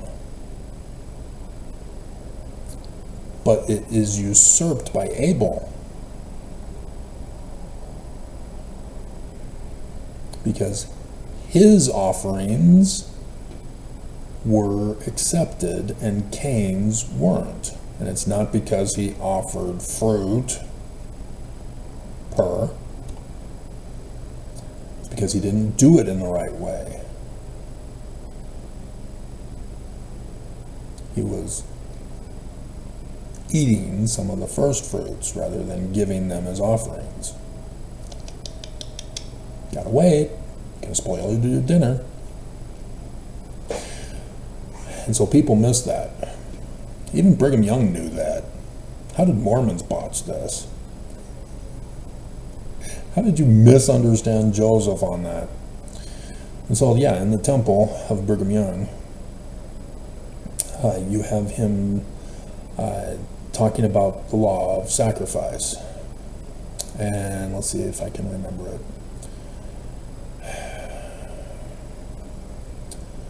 From Adam down to Noah, and from Noah to Moses, and from Moses to Jesus Christ, offered up the first fruits of the field and the firstlings of the flock, which continued until the death of Jesus Christ, which ended sacrifice by the shedding of blood, which is wrong. It didn't end the shedding of, oh my God. The temple was destroyed. That's why. But nonetheless. And thus the reason for the sons of Levi offering in righteousness. It's because the temple is restored, sacrifices resume. And then Brigham Young turned it into baptisms for the dead. No, that's a forged document. I think it's section 128. It's a forged document. Didn't happen. Not by Joseph. The Danites were doing that in secret to extort Mormons, to pay the Danites to save their kindred dead. And thus it was only continued with Brigham and not the Community of Christ or Sidney Rigdon or the Strangeites, only Brigham, because they created it. These are tells that you should have caught on to exfo nevermos. If only Brigham Young is doing it and nobody else that branched off isn't doing it, what does that tell you about Joseph?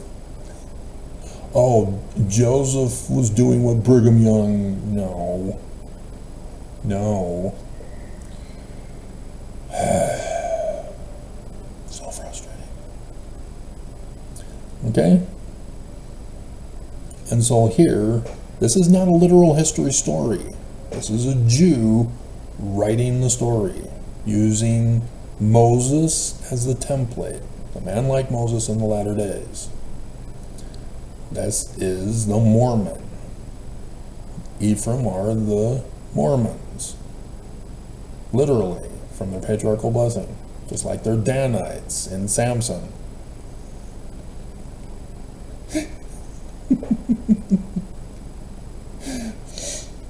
So yes, this is just fascinating how Brigham Young wanted to prove the church is Christian by fulfilling the Jewish prophecies.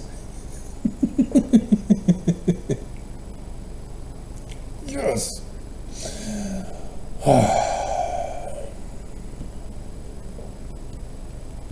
Okay.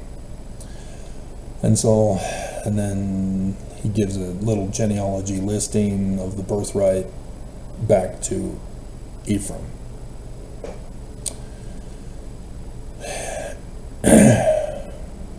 And it's not, this is the Qumran community, remember?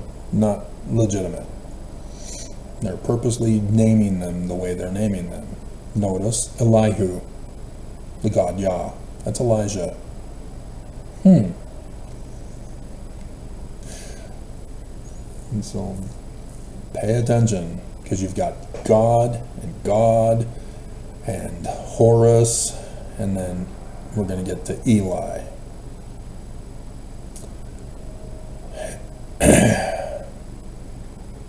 And so he has 2 wives, a common pattern in Genesis for the prophecy of the Mormon Christ who would have 2 failed marriages.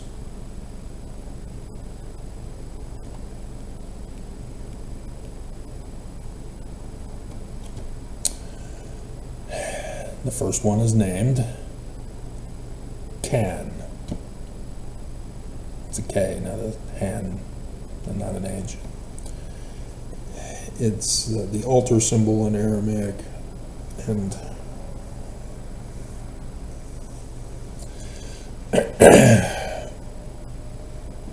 in Paleo-Hebrew, it's the heavens.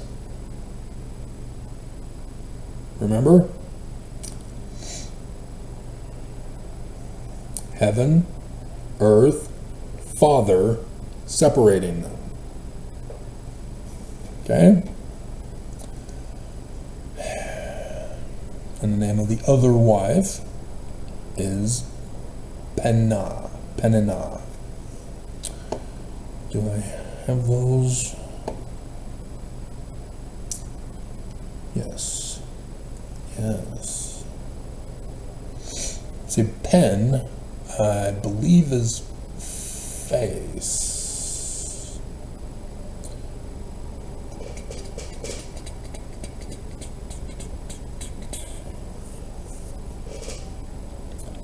She has the face of the king.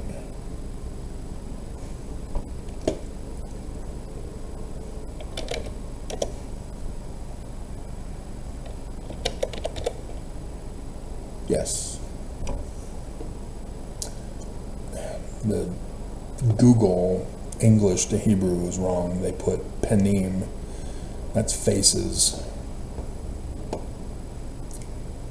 So when Moses speaks to I am, we won't go into that. It's not I am. Face to face, it's actually faces to faces. But pen is face.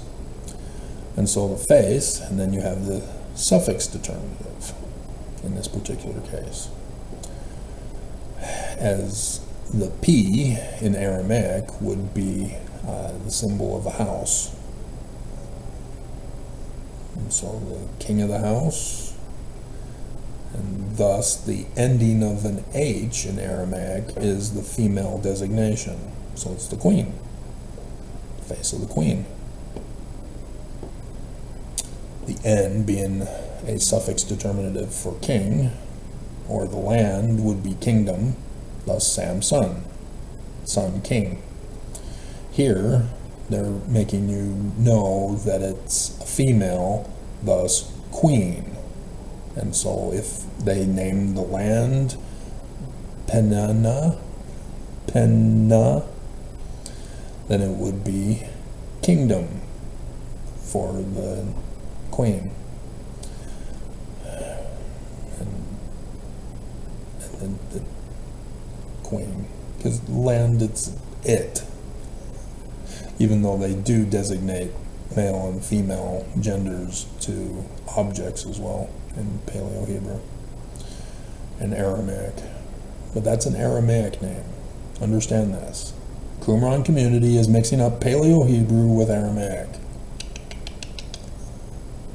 It would give rise to the multi-personality disorder of the Masoretic Jews who created the biblical Hebrew text. Alright, and so name is dominant here. Pay attention to this. So Hannah is the queen of heaven.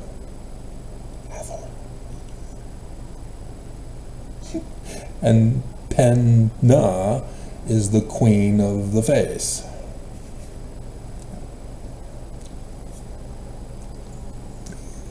The face queen. I don't name it. It's technically the house for Aramaic. And so the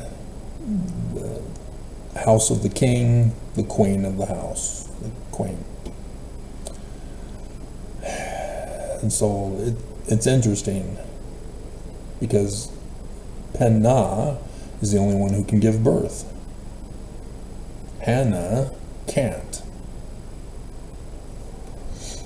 So here we get into some fun stuff. I don't have anything until verse 7.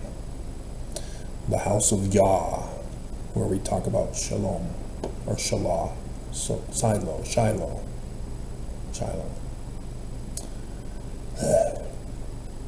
Because it's a temple in the text. We're getting to it. Probably have to do that in the third section.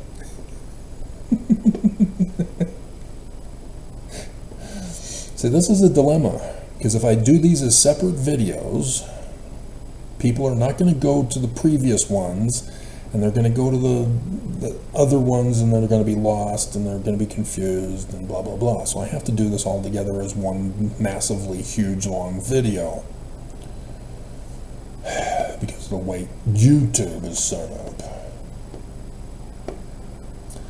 Okay? And so here we're seeing a pattern of two wives. One is bearing children to her husband, the other is not. Pattern, okay?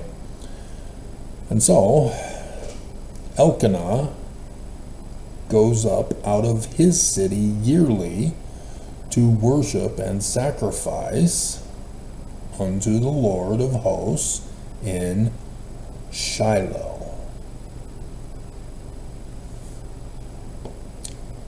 So before we get to the rape, we got to bring up Shiloh on my notes. Shiloh has been designated during the Bronze Age period, when they have found the archaeological dig site.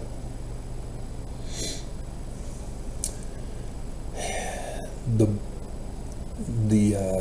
middle to late Bronze Age,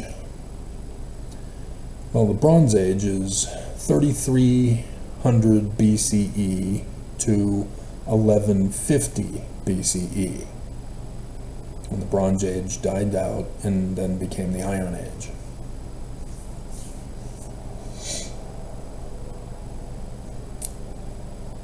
This is where Christianity, with the believing in the first creed of Christianity, is gonna run into some problems with science. Don't worry, those in science have screwed it up anyway to help you out. But in so doing, they create conundrums, like Brigham Young did. And so they've found the Temple Mount, and I'm kind of confused on the picture because they call it the Sears, not Sears as in the catalog, Seer as in the visionary man, the Sears Tower. right there at the temple spot in the city of Shiloh that they've dug up. But they've built a tower there. And so I'm kind of confused. Is it what modern archaeologists built while they do the work on the dig site? Or was it the original tower that they're recreating? I'm kind of confused on that one. They're not explaining it very well.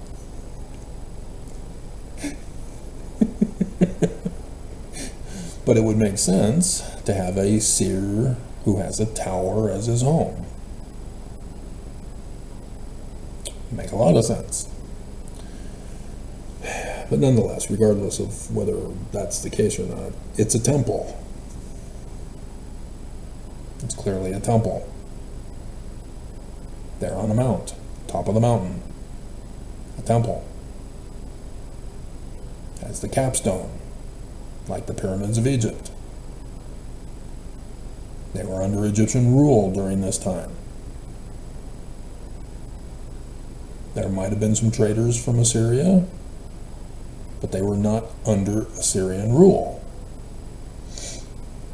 And so they were called Canaanites, as we call them.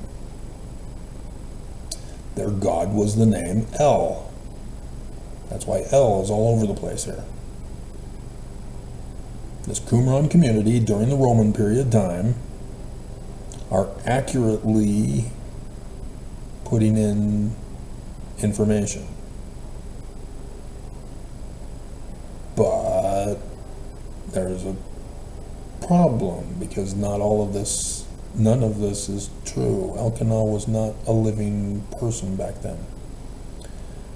He's specifically being named to connect to Cain, who murdered Abel and usurped the throne, the birthright blessing. But then Adam and Eve have another son and name him Seth, revealing that it's from the Egyptian documents. And so here you have an Ephraimite with Cain, the murderer of his birthright blessing son brother, who usurped it from him, to give birth to Noah, who's as far back as Joseph will go in the book of Abraham, as the first father. Because the flood story is just a repeating of the creation story. The waters part, dry land appears. Noah, the waters cover the earth. The waters recede, dry land appears. The ark is on the top of the mountain. Just like the temple is at the top of mountains for that reason. Capstone, temple, it's all visionary language. You see the meaning. There isn't one word to define it. It would be wrong to try to do so. And so Shiloh is the designation of this particular place, and they have a temple. And the temple dates back to 1750 BCE. Now, if you know your Christian literal history chronology,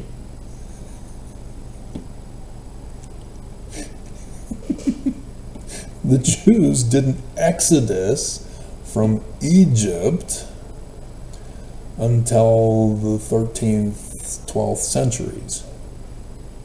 400, 500 years later.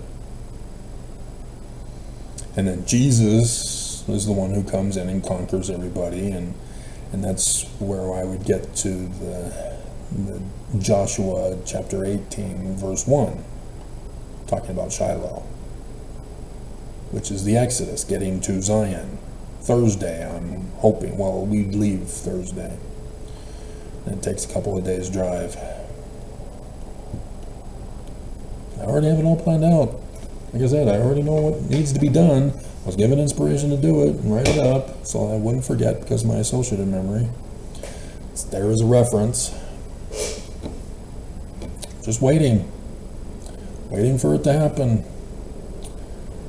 Why, after all this fulfillment, would God quit now?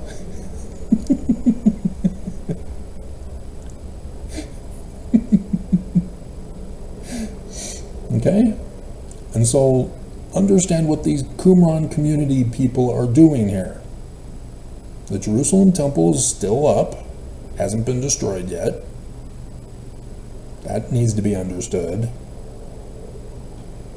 It's the Roman period time, but Rome has not destroyed Jerusalem yet. Qumran community knows nothing of that yet, even though the book of Daniel says, yeah, we know, it's coming.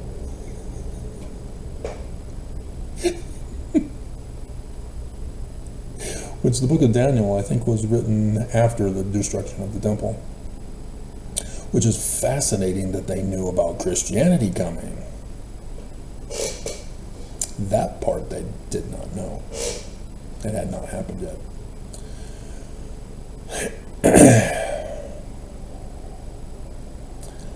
Okay.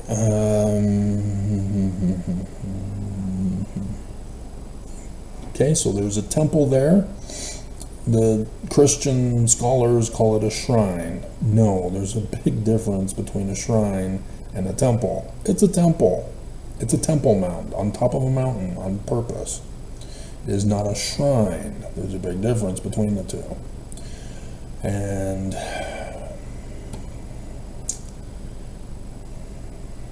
let's finish this up and then we'll stop again and then probably should. I don't think I need to shave today. I shaved yesterday, didn't I? And then we'll come back to this.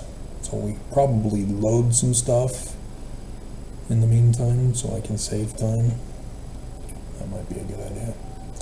All right, so let's finish up Shiloh here before we then get to Eli, the temple president. All right, so what else we got for this? I've already talked about Nebuchadnezzar's dream, and so we need to remind you of that. Bronze Age. This was the Greeks. The abomination of desolation. Here you have Cain, the god Cain, who's got 2 wives, and the one is bearing children, but he loves the other one, and she's not bearing children. Hey, exactly like Jacob with Rachel and Leah. Not a coincidence, because there's no such thing. Okay, so there are known to be people in 1750 BCE on Salem, Jerusalem. I've told you that pre-1500 there are known to be people there. And so Shiloh does appear to be first settled. But they had to build a hilltop for their temple. Salem did not have a temple until after the coming of King David Moses III during Armageddon, in the midst of Armageddon, to go on vacation. Not to smear poop on the walls, though. There's a Bible story that talks about seeing a woman bathing, the Queen of Sheba, Bathsheba, Bat, house, queen. You need to understand that, because they put daughters in here, as we'll get to, I think. We should. I think I highlighted them in red. And so understand that the translation is wrong. It's not daughter when they have children involved. It's queen for house from Egypt. there's Egyptian stuff in here. And so they're using Egyptian in their writing, because Egyptian was still known to the Qumran community, even though they're mixing up with Aramaic as well as Paleo-Hebrew, which would give rise to the multi-personality disorders of the Masoretic Jews of the biblical Hebrew text. Okay. And so this is the Greek period. Not a coincidence that they put a Bronze Age community that had long since been destroyed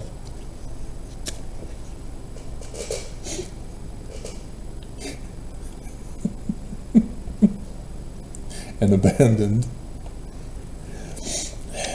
to now all of a sudden be used by this Qumran community during the post-Greek period, now Roman. Just a brilliant mind on these guys to tell this story. And this is background history that helps you understand what they're prophesying about. Fascinating.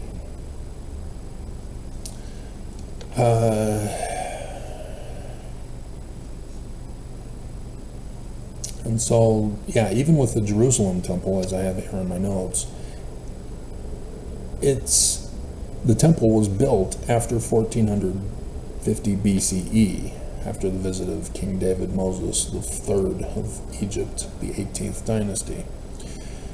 Whereas Christian replacement scholars say that the biblical dating for the creation of the temple was after the 10th century, in the 900s. It was built before then. It's just so frustrating that these guys are being considered authorities when they're wrong. And so,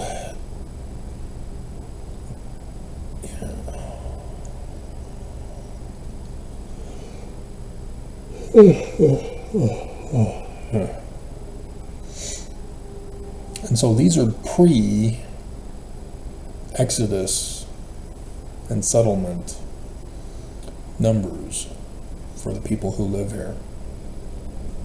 That there's a temple pre-Jesus, bringing the house of Israel into the land and calling it the house of Israel, or the land of Israel. And so even the Jerusalem temple was built before the Israelis got there. The Jews were already there before literal history, Christian chronology says they were. This is where the problem comes in, is that what Christians are trying to do is attack the Jews even further with the revisionist history, claiming that their origins are not as old as they were. And so, yeah, they're trying to justify it by saying that Jews were Babylonians and therefore they're the same as Islam. And why can't they get along and have a two-nation state? It's not Islam's land. They need to go back to Saudi Arabia where they belong, or Iraq. Saudi Arabia is where they fled to after the Persians conquered them. And then Muhammad came from Saudi Arabia. And so,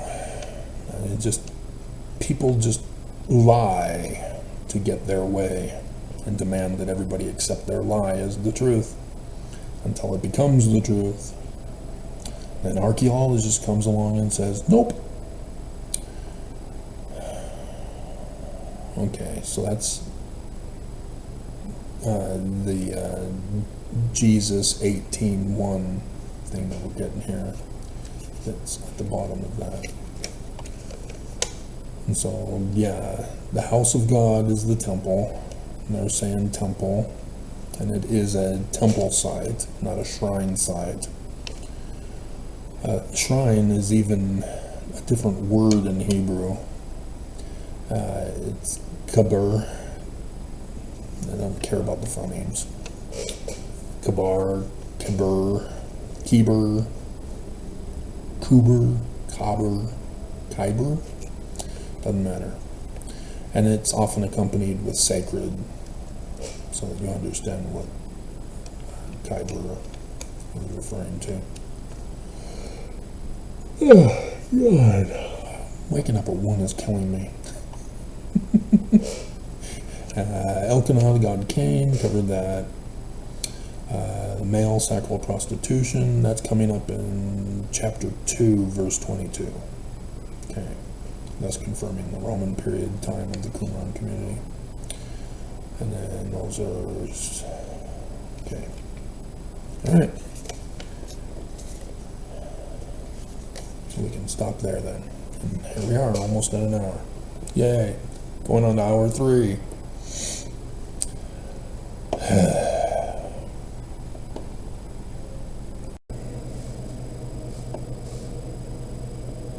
Okay, segment 3. Yeah, Kimball, yeah, he was abominable. And with his rampage on that's a sin, this is a sin, that's a sin, don't even attempt that sin. Yeah, that he's protesting too much. He's exposing that he's an idol worshiper, and we all know who loves idols. Don't we, Mormons? Yeah, he was a real awful man, as he was the grandson of Heber C. Kimball, who kidnapped and took hostage Hiram's wife and 2 sons. And so the one mighty and strong with the Patriarch, doing it through the brother of Joseph Smith Sr. instead of through Hiram. Big old scandal with Section 85 of the Doctrine and Covenants. The one mighty and strong. Because Patriarch is the tribal leader, the Christ, in the ancient Jewish tradition and understanding, even for the other ancient cultures. And this is where the church tricked us and deceived us as to what a patriarch is. It's not a patriarchal blessing that we get our lineage, that it's Ephraim until you're a convert to the church. No, this is part of the big scam that the church had going to trick Mormons into thinking that this Christianized revisionist Mormonism is true. And so, yeah, there in 79 you have Avraham Gileadi causing trouble with his knowledge of the Jewish Christ. And he's trying to harmonize it with Jesus, and it wasn't good enough, so he's gone. And he's involved in the footnotes that the Old Testament got finished in 79, and so that's when Kimball is looking over it and went, "What the bleep is this?" Who? But he was let go. 1993 was when he finally got excommunicated and fired for the book that he had written about it. It was just causing too much controversy, as Mormons were now studying their scriptures, listening to the still small voice, doing research, going over the Bible dictionary, topical guide, and the footnotes to do their studies with. And so September 6th, after Mark Hoffman in the 80s, the church said, okay, fine, we got to stop Mormons from studying their scriptures. And so Eldred Smith getting excommunicated and being humiliated at the pulpit of conference that October, even though you notice how he worded it. I've already got it in. It's ready to go. Kimball wouldn't even do it himself. Of course, he was having health problems. Nelson had or will perform the heart surgery on him that he'll be rewarded for with an apostleship, as he's completely clueless on church doctrine and scripture and translation, and because Oakes was a mission dodger and was wanting to stay in the world as a Supreme Court justice for Utah, he got second pole position. And so instead of Oakes being the president during this latter days, Nelson is instead. And so all of these scandals, Kimball even to cover up the assassination, that people were able to see the evidence. They found out that it was Hiram's blood that's on the floor, not Joseph Smith's. And so the little casing that they had, this is the blood of Joseph. No, it's the blood of Hiram. Uh-oh, wait a minute, the narrative has to change now. And so Kimball purposely destroyed the crime scene, covered it all up, just like he's covering up the patriarchy and what it's for, the prophecy of Joseph Smith for the future Christ who is to come through Hiram Smith. You know, one mighty and strong, the man like Moses, Emmanuel. And so he had to do a purging cover-up during his reign and ministry. And so, yeah, it was a big deal. He is an abominable person for which I got punished for because of his talks as a kid, teenage boy, getting sexually abused by bishops and church leaders and parents and peers. Just an abominable man. And yeah, we're waiting for the curse of Joseph that has befallen every single leader of Brigham Young's abomination of Christianity. And so, yeah, Wednesday is the sevens numbering fulfillment, the day before the seven. So, I mean, it is stressful. I mean, today is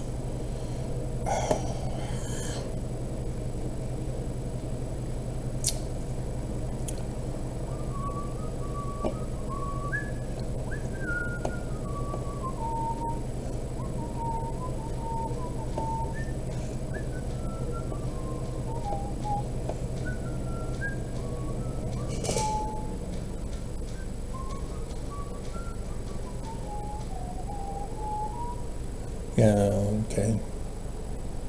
Oh, right. Yeah, okay, never mind. But it's the fourth day of Tabernacles, tents, Sukkot. So the dreams I had were prophecy dreams, and I knew that. But it was not until the 9/11 dream this year with Irene that I realized, oh, right, that the tent with Monson, oh, right. And then 77, oh, right. They're both on the 7th month. We're switching back with religious and civil on the 15th day of the month.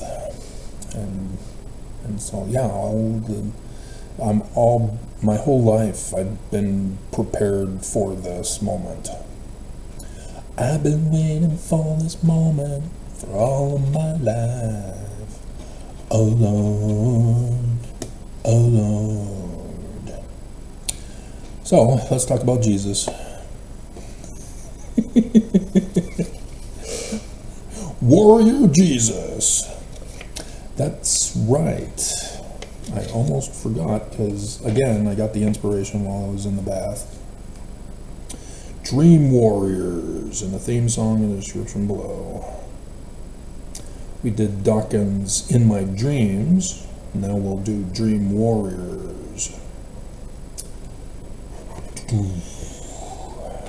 Okay. I'm hungrier than normal on today. So, can't wait to finish this so I can stick in a pizza. We'll do that, I think, then a hot dog burrito.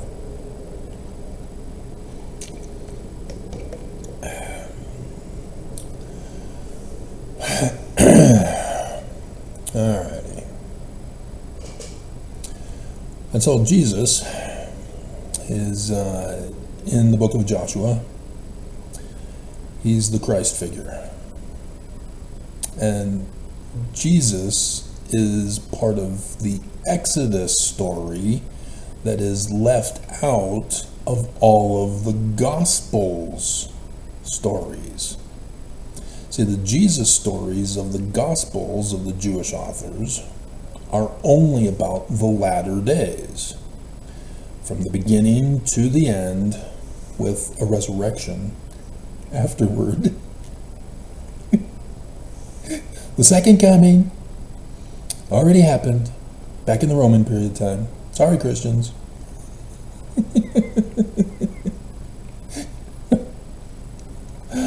And that's what, God, I mean, seriously, that's what Constantine made Christians believe, that he was Zion, he was the Christ, you know, deceiving them that Jesus was the Christ, literal history, and Muhammad comes along and he's now the Christ, and he sets up Zion.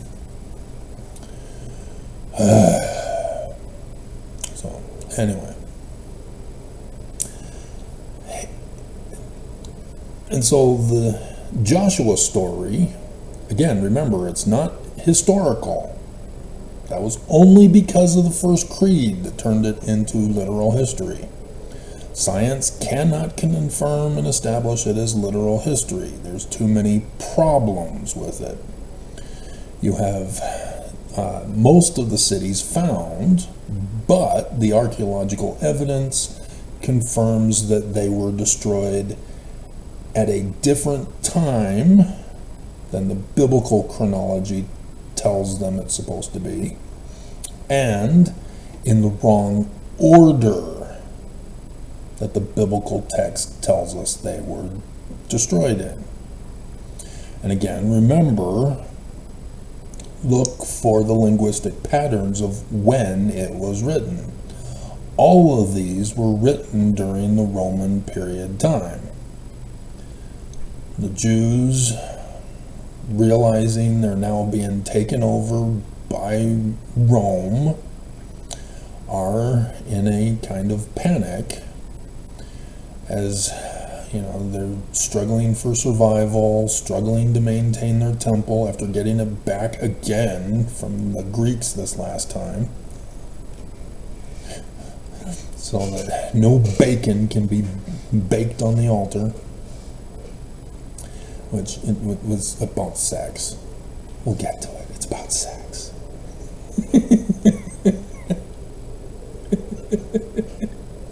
Everything's about sex. It's the Bible. It's what they talk about.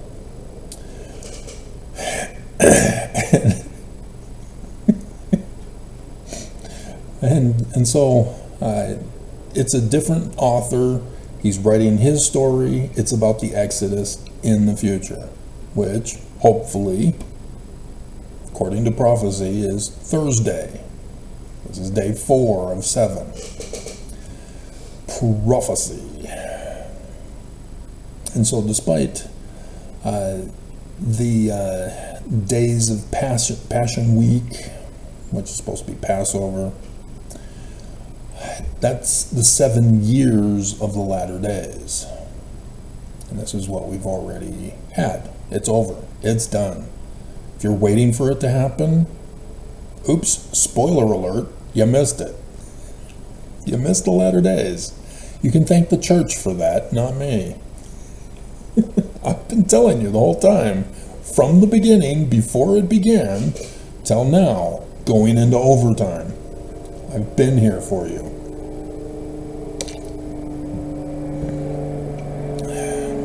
So yeah, I've got the regular pictures in there at the beginning, as you saw. I am him, the one mighty and strong, the man like Moses. I've already done the work so that you won't be deceived. It's that blatantly obvious. This is why I'm under attack. This is why the church is trying to murder me. This is why YouTube's been ordered to shut me down and silence me. This is why other people in Utah are being ordered to hurt me, steal my property, shut me up, threaten me to shut up, and confess that Jesus is the Christ. I am a physical evidence of the Jewish Christ. Why the bleepin' bleep would I confess that Jesus, who I'm never gonna see, is the Christ? God, just so abominable. That is just the perfect word. And it still feels insufficient.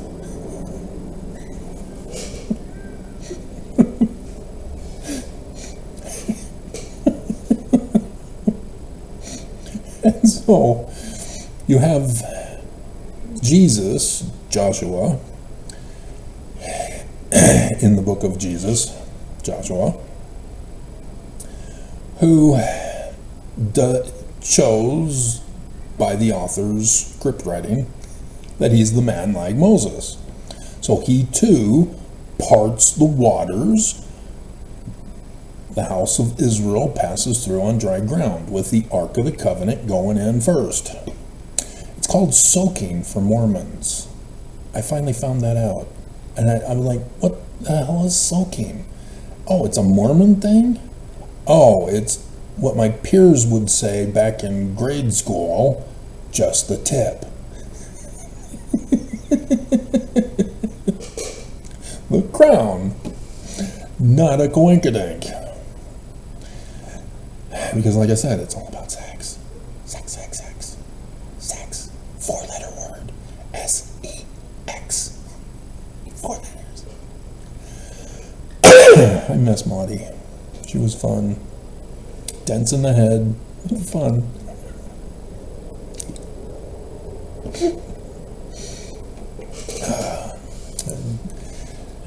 She just didn't understand what she was doing when she was talking about what she wanted to do as a wife to some other guy.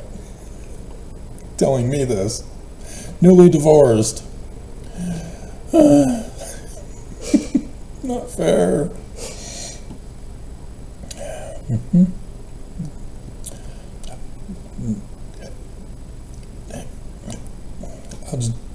No. Stop it, Travis. No. Move along.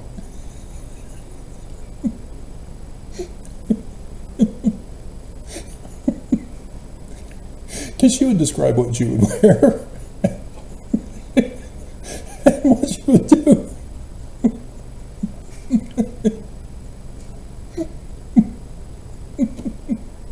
It's all fun and games until you get married.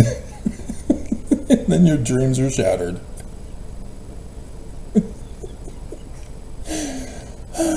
It shouldn't be that way. And so, getting into the land, there's the Jericho incident, and then there's the campaign to slaughter everybody to get the land back.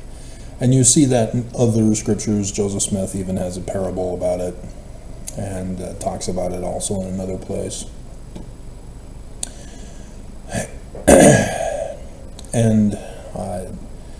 And so hopefully we wouldn't have to do that, but it has to do with the civil war that's coming.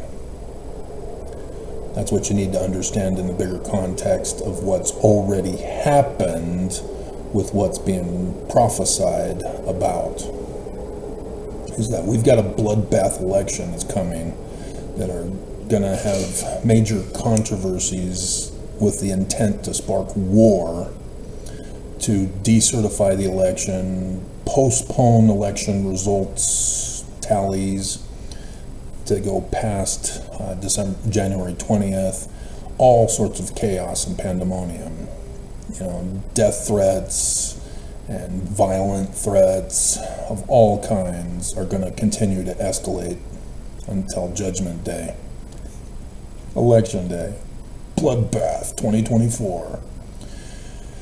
And so, yeah, I'd like to thank Idaho Chick and James for linking me to Lee's scandalous election tampering 2024.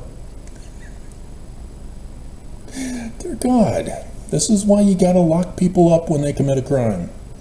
You cannot let them go, because they'll keep doing it again and they'll get worse. And so, yeah, Lee was inciting Mormons who were listening, and it was like 37 when I was watching it. And so I know it's more now. You know, those Mormons, 50,000 Mormons, are now influenced by Lee to say, yeah, we can't let Harris win. And so sure enough, a couple days later, I see in the news, not signed in yet, because that would be released later, the next day or two. And they're reporting on how Utah Mormons are now ripping up and burning Harris campaign signs. You know, it's one thing to show that Mormons hate gays, LGBTQ, by stealing their flags and destroying them. It's another thing to show that you are intending on coupping our government so that the church can get their kingdom back, and thinking that you're going to be rewarded by the church for doing this for them. Wow. You've really not been aware of evil people, are you? The devil never supports his own. Not once in a while, picks and chooses. No, it's never supports his own. They use you. That's all you are. You're a tool. And you're falling for it when you follow them. And you can't get through to people like that.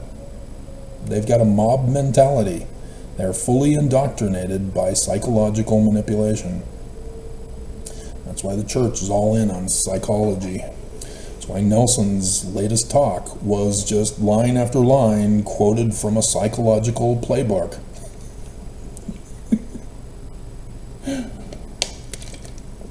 Just sick and wrong.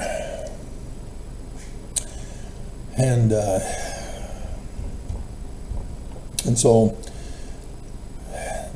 then they settle in Shiloh. This is where the connection comes in. A different author, but using Shiloh. And so he's putting it in a time frame. And obviously Samuel being written during the Roman period time by the Qumran community, it is not literal history, but turning it literal history makes this after Jesus.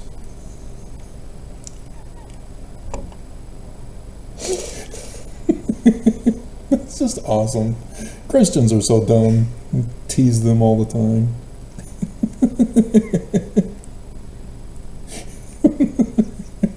As Jesus is now put into chronological order after Moses, because in the books supposedly claimed by Moses, which are not, there's all different authors for each book, you have mention of Joshua in them. He's the one that's the spy that checks out the land, and he's the only one that says, we can do it! and the other two die for their disobedience and disloyalty.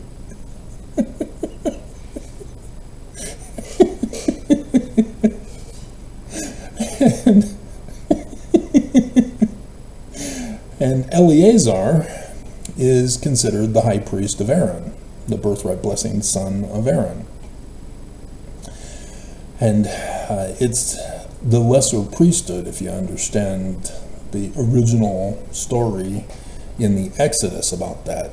The whole Sinai mountain, getting the 10 Commandments, and then coming down and seeing that they're having orgy sex, which is a Roman period clue, linguistic tell as well, and worshiping the golden plates cow.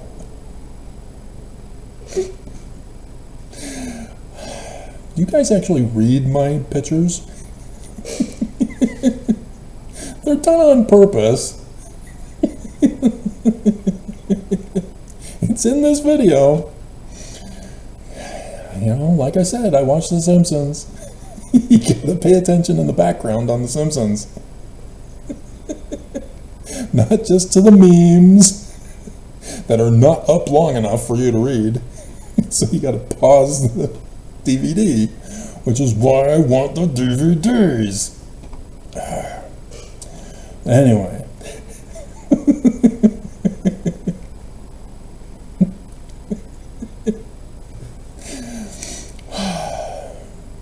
It could be a wonderful life if we just get rid of the evil.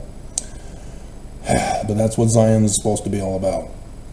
And so they too, like Moses, builds his tent city in the valley of Utah, top of the mountains.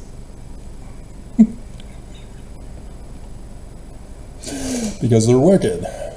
But that's exactly the same thing. All scriptures talk about this. And so, yes, I could do whatever, but this morning I woke up 1 a.m. again. Oh my God. And knew immediately, okay, fine, I'll do it.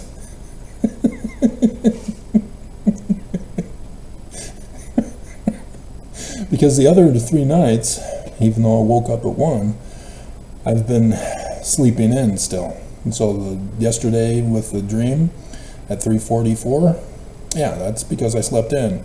I woke up at 1 and went, oh hell no, right back to sleep. And that's the dream that I had during that time period. And so thus the video that I did when I finally figured out, oh wait a minute, that was a prophecy dream. Oh, from the script, okay, pleasant pictures, cool. I guess it's now 2 days, isn't it? Or was it yesterday? I did 2 yesterday. Maybe it was 2 days ago. But regardless. And so, yeah, I'm a very visionary man, in case you hadn't caught on yet.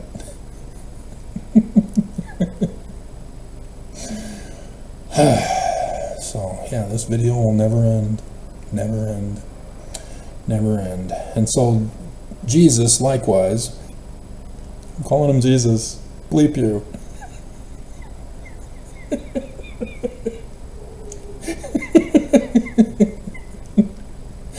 He sets up a tabernacle, a tent.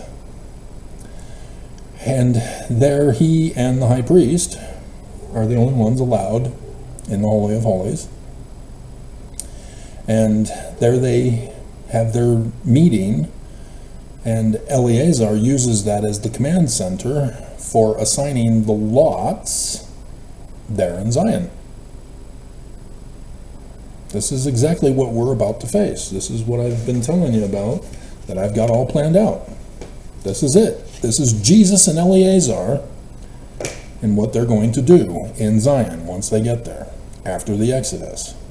The whole passing through the waters, dry land appears, and I parted them in 2020, and where were you, Mormons?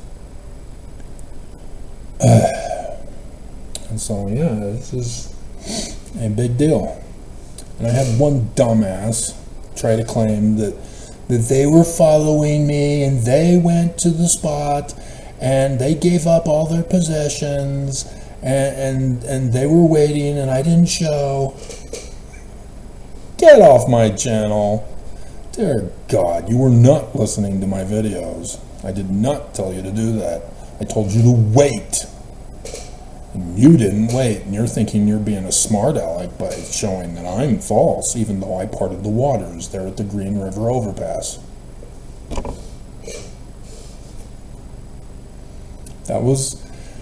That's the route we're taking.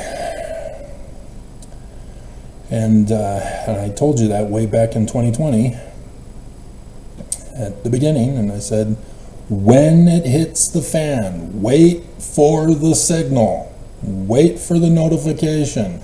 Do not go in advance. And yet, had that dumbass.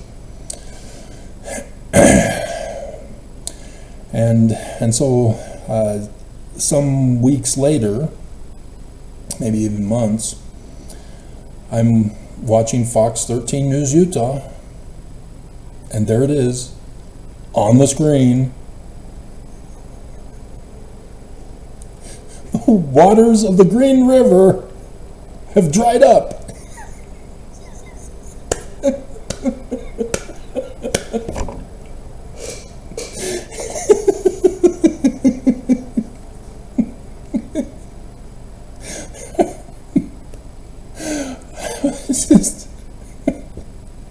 I wasn't expecting to do that, and it happened. I did it. What do you know? Awesome. And nobody believes. Nobody cares. Nobody's watching it this late into the video. I mean, what better things do you have to do anyway? Go to church? You are not going to church, right? You not caught on yet?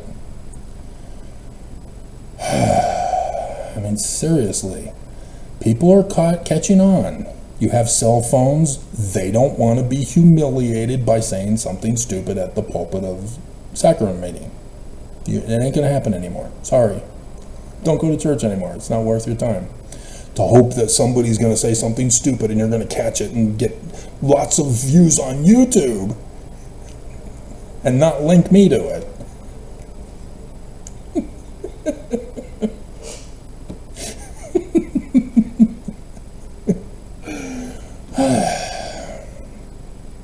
Got plenty of other Mormons who are doing their own YouTube videos and acting stupid. You know, like the Still Mormon guy. I mean, yeah, great, we got it. Joseph Smith is monogamist. I've already confirmed it without his own handwritten document. I already knew from scientific-based, logical, Socratic methodology, running tests for confirmation that Joseph Smith was not a polygamist, that he was framed and blamed by Brigham. I didn't need it, but thank you. But that's it. Just the one video was all I needed.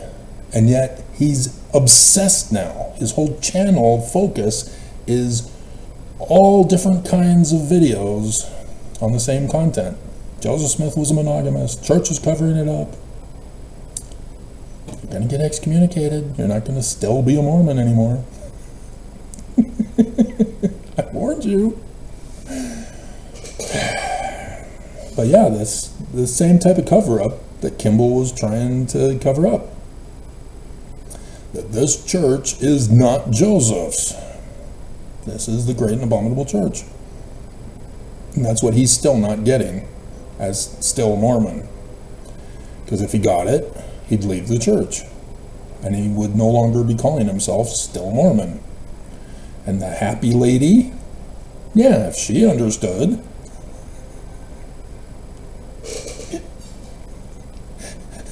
She'd be the smile turned upside down lady.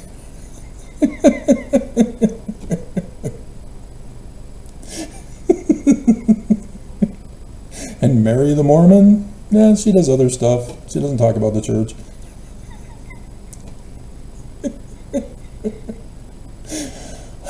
Hilarious. Yeah, it's fun. I enjoy watching Mary, seeing what she's up to in life. And yes, she too had a blonde daughter. Little daughter. So cute. And then I see her on Battlestar Galactica. I go, what the hell? This was 2 decades ago. How can she be a little girl still? And then I had the dream of her.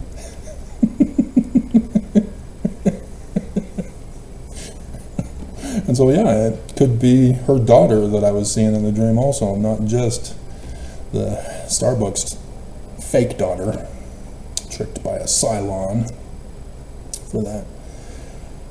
And so, yeah, that's what the Shiloh in Joshua is all about, is that the Exodus has occurred, you're now in Zion, and now you need to divide the lots, section 85. The mountain, one mighty and strong, the man like Moses. That's Joshua. And so, yes, that's exactly who Joseph Smith is talking about, but it was a letter to W. Phelps. And so it was never put in the 1835 edition of the Doctrine and Covenants. And so if it hadn't have been for Brigham Young putting it in the final Doctrine and Covenants of his in the last year of his life, we would maybe never have it. Because they're not putting new scriptures found in the Joseph Smith papers in a new edition of the Doctrine and Covenants. And so, yeah, we would have never had it. It would have been one of those secret documents that, oh my God, there it is. And so, yeah, it's to set and order the temple. As Joshua blew it in the Moses stories. And so here he's got his second coming with an Exodus this time. And sets in order the temple after destroying all the false idol god temples. That's what it's all about. And so the fall of the great and abominable church is the fall and destruction of the temple. And Joseph Smith prophesied the Salt Lake Temple will be destroyed, that not one brick will be left standing. Section 45, guys. Section 45. There's only one stone temple in this church. Okay. Yeah, 18:1. That's where it talks about the meeting. Eleazar, is another name for sun god. El at the beginning is God, and then Zar is the heaven symbol in Egyptian, and then the God symbol in Egyptian. So the god of the air is the sun, and thus the god of the sun.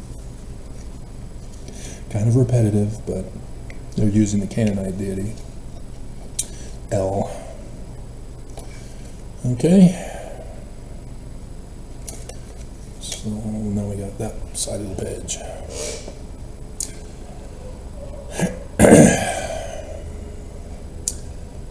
And so we left off in verse 3 of 1 Samuel chapter 1. And so he's talking about worshiping in Shiloh, which is a Canaanite temple. But again, Qumran community is usurping it, replacing it as Jewish in a different time period than it was, because it's a prophecy of the latter days. And so technically this is the great and abominable church that he's a part of, as his name is the god Cain. They know what they're doing, even though it doesn't seem like it. And so, and the two sons of Eli. Now, we don't even know who Eli is, because Eli is not mentioned yet. We have Elijah in verse 1. He's the grandfather of God of Cain, which would be Shu, by the way, if it were Egyptian. If Cain is Cain, God Cain is Cain, then the grandfather would be Shu, because Adam is Geb, and then Shu is his father, and Atum would be Tohu. But then we have no person to be Zuf, because that's it. Adam is it. That's the first. And I did the math in several videos that from the claim of how old the universe is, and from how long it took the earth to be created, and therefore Heavenly Father had to have been exalted by that point. Yeah, only Heavenly Father is it. He's the first man on the whatever galaxy that he was from, if that were to be literal history. It's not. Joseph doesn't do literal histories. He does prophecy and revelation for you, and you screw it up by turning him into literal history Christian.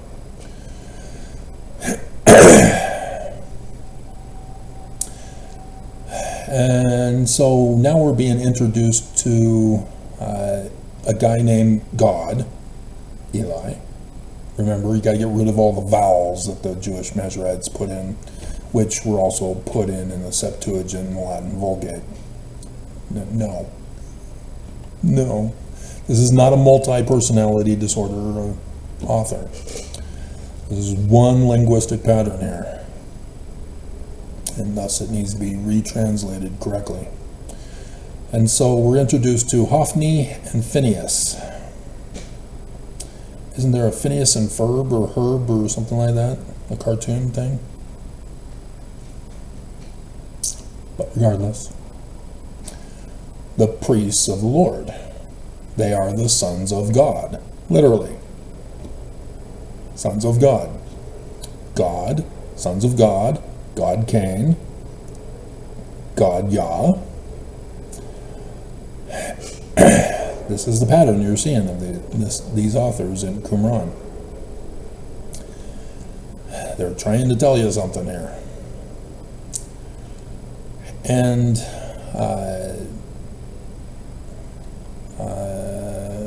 so when Elkanah goes to the temple,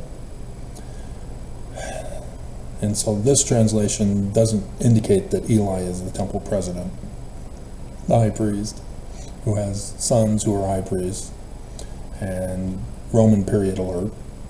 Sex, remember.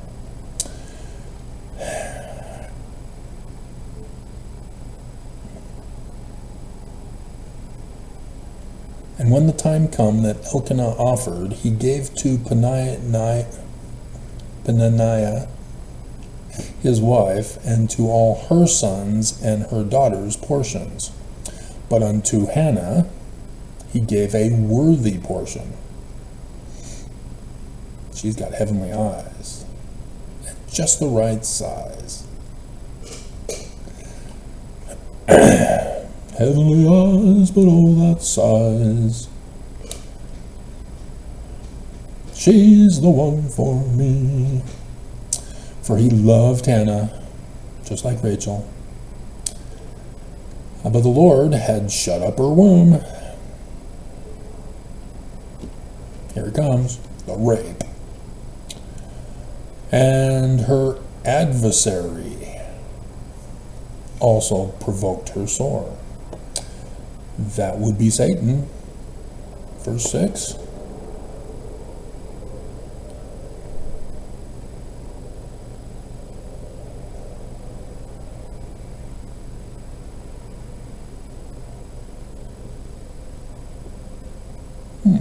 Spelled differently. Huh. Yeah. So it's the sun symbol as the prefix determinative, and then set, no N at the end.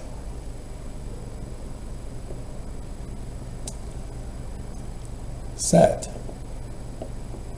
We got another Egyptian deity in this text that is not being translated correctly.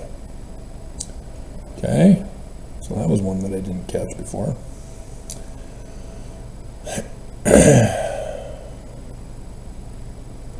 And so this, and her adversary also provoked her sore, and the adversary is Set, the Egyptian deity who murdered Osiris. See what they're doing here? They're using Egyptian documents in their Qumran prophecy for the latter days. And thus would come Horus after the murder of Osiris. But instead of murdering her husband, the god Cain, he's the one who murdered Abel. But the authors don't say that her husband was murdered and she was given to Elkanah, the god Cain. Set. But the Genesis author says Cain murders Abel. Then Adam and Eve have another son named Seth. Same. And then Seth becomes the lineage from whom Noah comes from. Noah is Horus in that version of the story. And then he becomes the father after the flood and is no longer the son. Big difference, because you got to know when the story ends and when a new story begins. And so this is how you're seeing them deal with that Egyptian story differently from the Genesis author, who dealt with that same story differently than the Egyptian story. But this is where they come from. And so yes, the keys of Nephi, corrected by Joseph Smith in his second vision of Doctrine and Covenants, section 27, verse 5, for the stick of Judah and Joseph. What do you think I've been doing all these years? I've got the key. I know what I'm talking about. And the new name is Nephi, the kings. On purpose.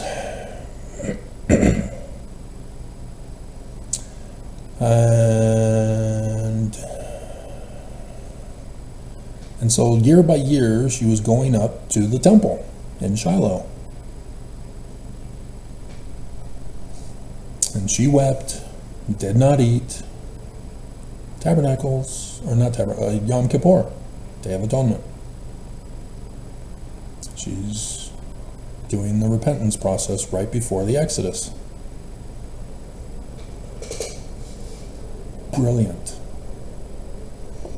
You stick to the theme, and they are able to do hundreds of variations of the same theme. Try getting a script writer to do that stunt. Can't be done. I have not seen it yet. And so Elkanah, her husband, to her, Hannah, why are you weeping? What are you doing? Jesus does the same thing to Mary. Why weepest thou, woman? Which means she's his wife and she's got kids. She's not a virgin. That's why he says woman.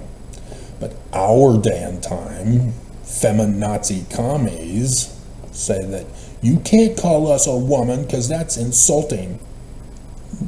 Huh? What are we supposed to call you, a feminazi commie?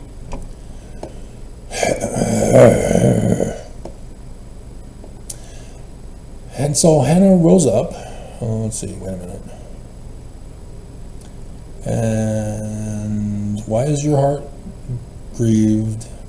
Am I not better to thee than 10 sons? The stigma was very great back in those days. A woman had to give birth to children and have 8 cows. Rather than being Mahana, you ugly. Johnny Lingo.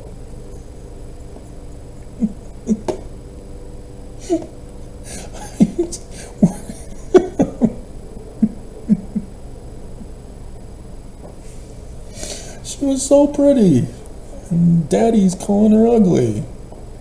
So mean. I did not see her as ugly. I actually saw her ugly when Johnny Lingo got a hold of her and had her put on makeup.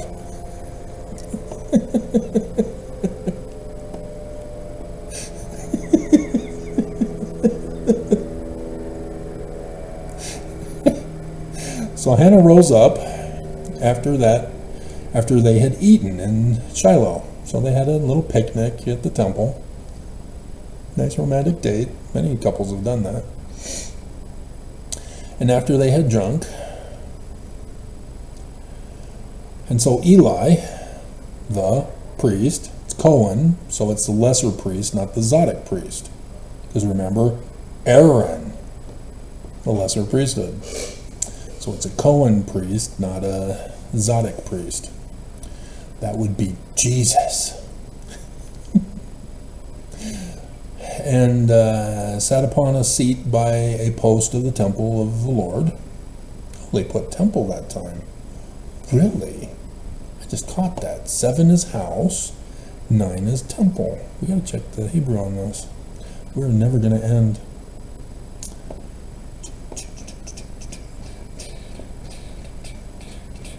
Cohen.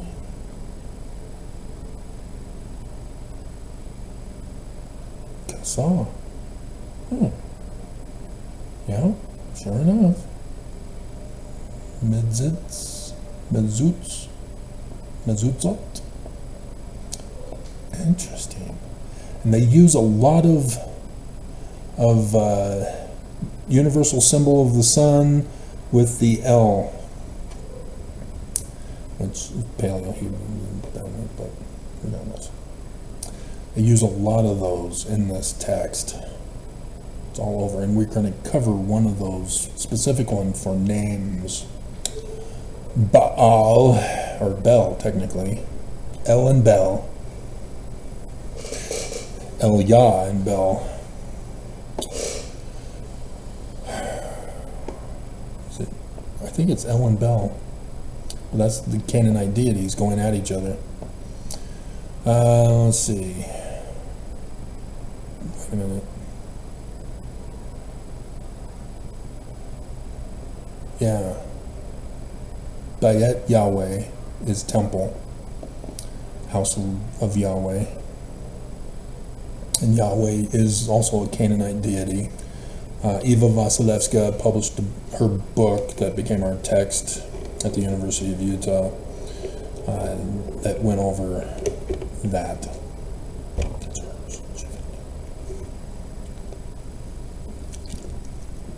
University of Utah did not treat her as well as she needed to be treated. She was a rare, precious gem right in their midst, and they abused her to make money off of her. Shame on the University of Utah. And, yeah, here it is. There it is. This is Hathor. The Egyptian story of Hathor. So we need to talk about it first before we get into it. Hathor is the mother of Horus, but she was also the wife of Ammon in other stories. And she pestered Ammon to find out his name. He keeps it a secret. Shh, don't tell. Blatantly obvious. The sign in the heavens, the sign cast on earth as a shadow, with the location on earth, the time of when it is to be cast on the earth, and thus the full name. It's not hidden very well. Then you've got Isaiah blurting it out. So yeah, even the 18th dynasty Egyptians all used it. The priesthood was named the priesthood of Ammon, section 107, verses 2 to 4. And so yeah, but this is the story. And so it's where if she learns his name, she gets his power. So thus Samson, the Sun King, Delilah bugs him. And so Lilith is in Delilah. It's the Greek form because it has the D as the prefix determinative, which is a pattern for Greek female names. Again, only going to get this information from me. And so she gets called the daughter of Bel. And then that all that I just told you about. And so Hathor figures it out. She finds out the name. And then she gets drunk and then has a bloodbath for the election in 2024. An extermination of man. It's prophecy. Here it is in 1 Samuel chapter 1. The story of Hathor with the sun god El. And she's called Bel for doing this. This is a beam in the moat that God is doing to her. She is innocent. She is not Hathor. She is not going on a drunken spree and murdering people. But it has to do with the symbolism of the prophecy for the latter days. And so Eli says unto her, How long wilt thou be drunken? Put away thy wine from thee. Jesus also is called a drunken, a drunk, as well as Beelzebub. The same Bel. And Hannah answered and said, Oh no, my Lord, I am a woman. You're a virgin. Sorry, dear. Sorrowful spirit. Let's check 15 on that translation.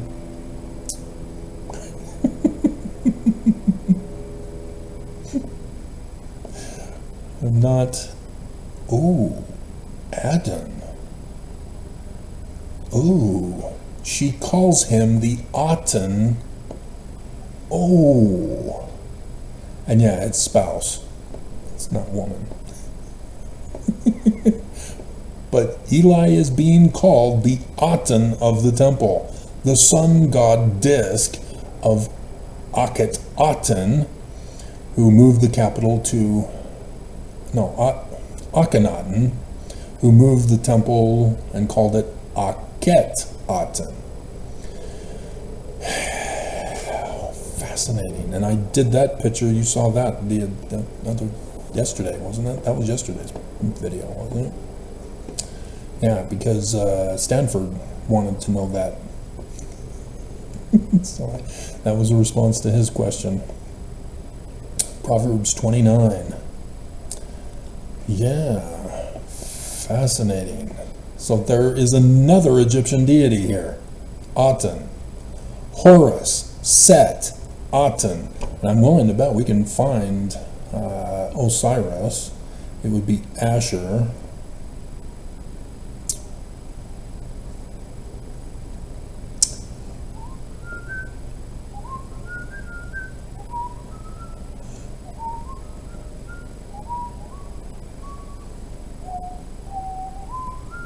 And then Hathor in the story form.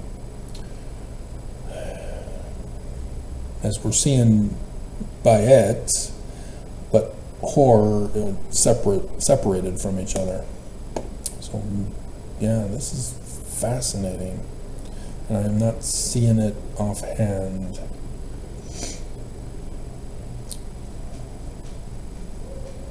So anyway.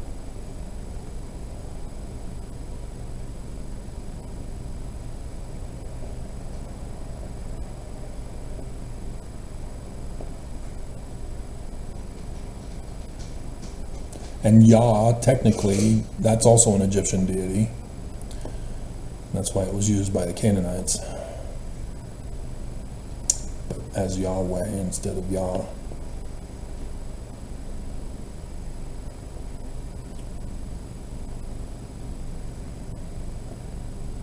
The mistranslation of Osiris as Asher is often incorrectly translated as that which.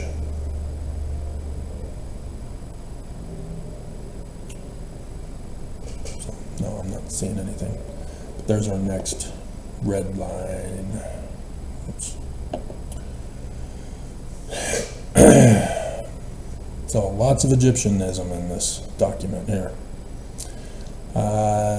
For out of the abundance of my complaint and grief have I spoken hitherto. Then Eli, Aten, answered and said, Go in peace, and the God of Israel grant thee thy petition that thou hast asked of him.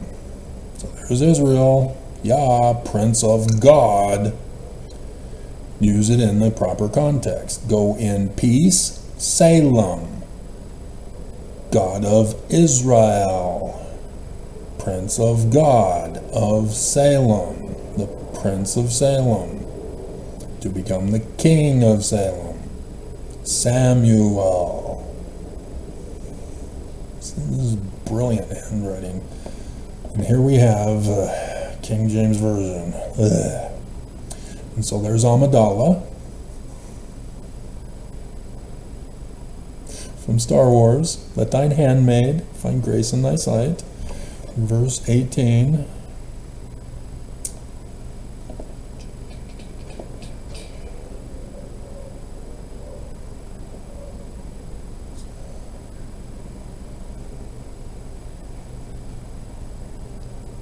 So be grace. It's a different word. Yeah, it's not supposed to be handmade. Wrong word, guys. You tricked me. And so the woman went her way, and she did eat. Her countenance was no longer sad. She's now the happy lady. She turned that frown upside down. And so, yeah, the Day of Atonement had come. She passed her judgment. And so here we come to the Feast of Tabernacles with the Exodus to go to Zion. So they rose up early in the morning, worshipped before the Lord, and returned and came to her house at Ramah, Harama. And Elkanah knew Hannah, his wife. She already got impregnated by the otten.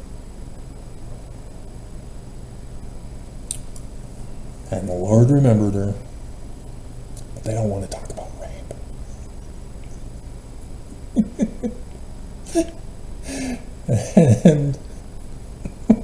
and it came to pass. I mean, it's a prophecy. That's what it means. People pick on that wording. They don't understand. It's a prophecy. But they turn it into literal history, and so it's something that already happened. And the author is saying, it's just, God, leave the Jews alone. Stop using Christianity.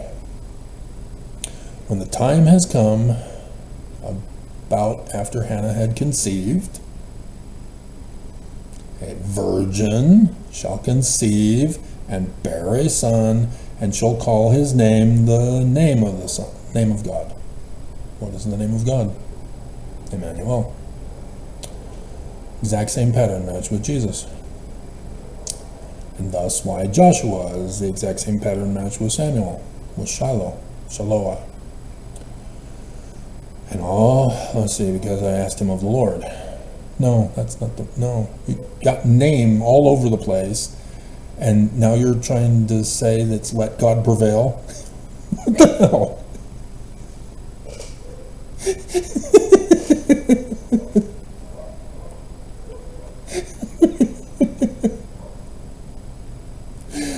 Yeah, no, it's name of God.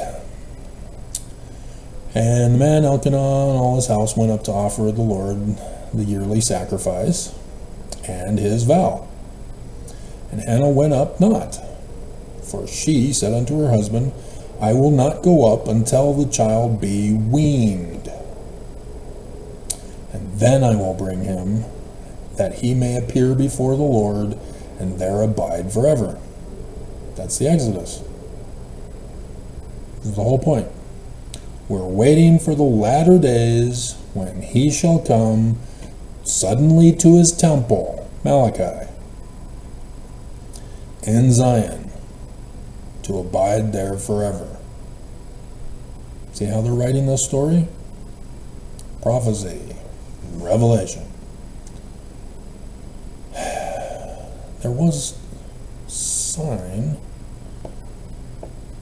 Let's see, the 20, we passed that up.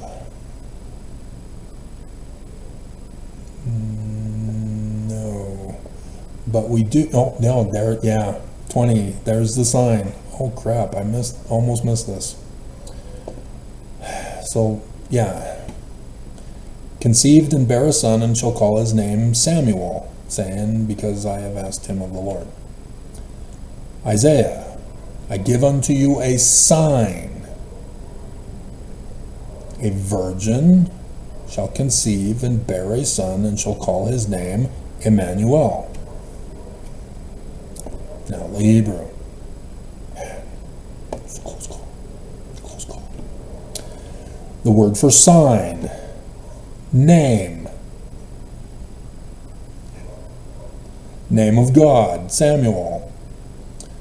For Yahweh, and then El.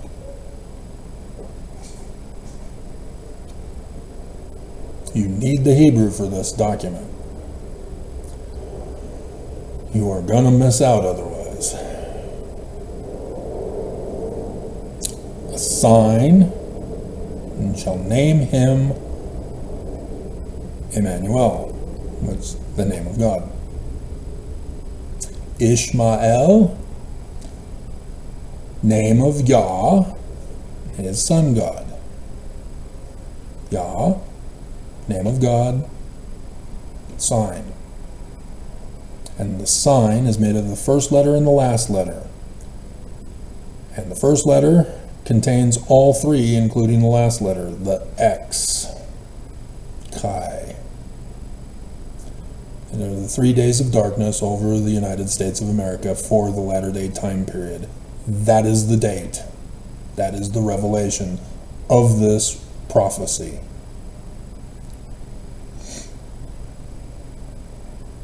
Just like in Isaiah's prophecy. I give unto you a sign. He's saying, I give unto you the date of when he's coming for the latter days. It's not just once.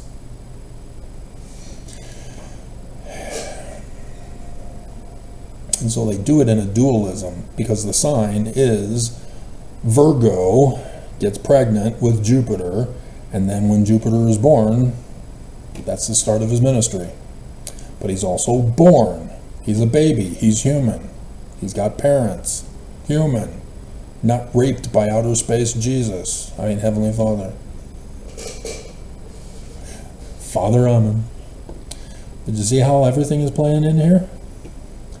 And yet, the Matthew author does not say that the Aten disc, or Heavenly Father, raped him. Raped Mary. Instead, he says the Spirit, and thus the dove with John the Baptist. Which John is dove in Hebrew. They're synonymous. It's the forerunner Christ. And so, yeah, Mary is now immaculately conceived when it's actually out in outer space for the sign in the heavens, for the date. Fascinating. And so, yeah, I don't have anything else until chapter 2, because I think what we have now is that once he's old enough, he's then given to the temple.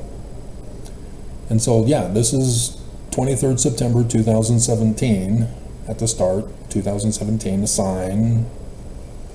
2017 to 2024 with the 3 solar eclipses. And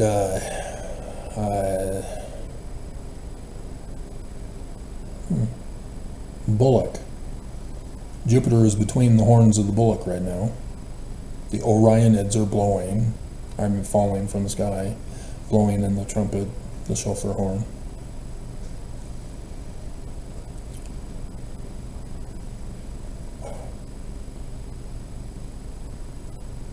And so, yeah, this 7 years we have to wait till he's weaned, which is technically 8.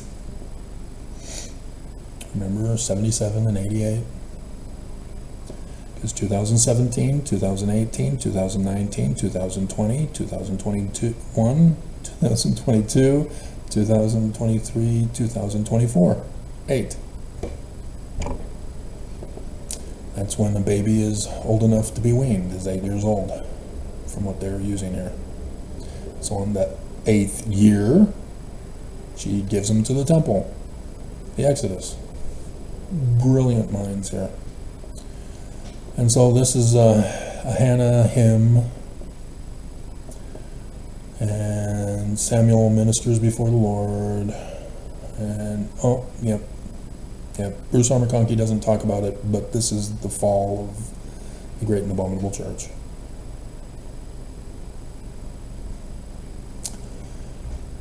Come on, Bruce.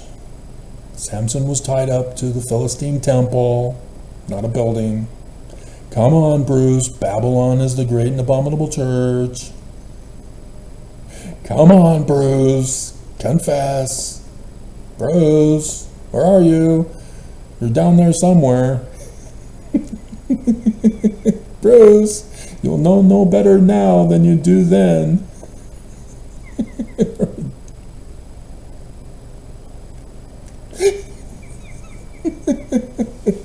Bruce.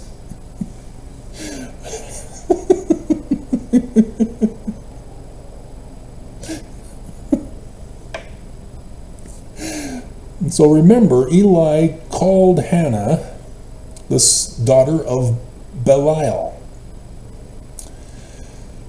Bel, with the L added to it. And we are in 2, aren't we? Which one was it in 2 that we needed to do? 27.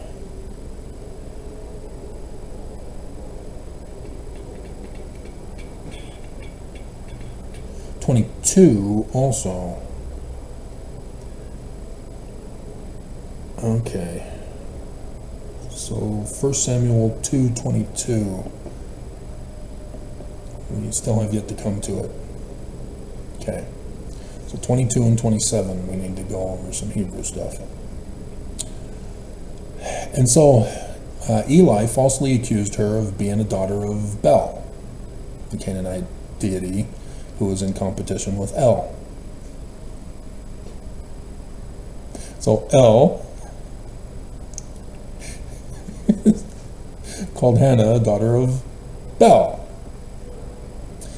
And because he was giving a false accusation, now Deuteronomy 19 in the law of the Jews kicks in for false accusers, the beam and the mote judgment. That which you falsely accuse in another reveals the same and worse fault in yourself, for which you are to receive the judgment instead of the one you falsely accused. Okay? Purim. With Ishtar.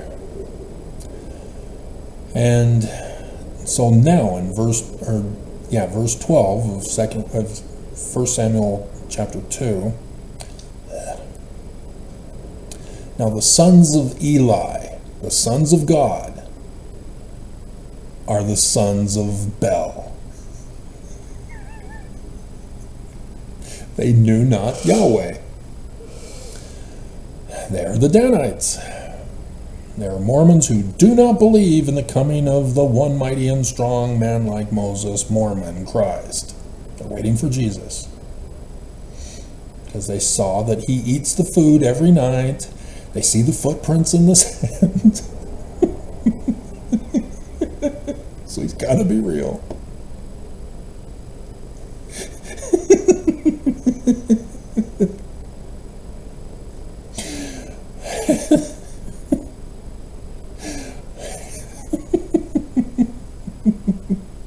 So they're talking about a custom for sacrifice, and this is why they didn't do the sacrifice correctly.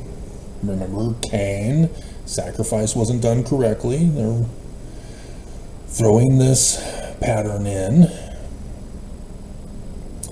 and so they did in Shiloh unto all the Israelites that came thither, before there were Israelites in the land to come thither. And okay, Okay. And Samuel ministered before the Lord, being a child, girded with a linen ephod. See, he's being raised up to be the high priest. Not a Cohen, but a Zadok. And the mother made him a amazing Technicolor dream coat. It was long sleeves.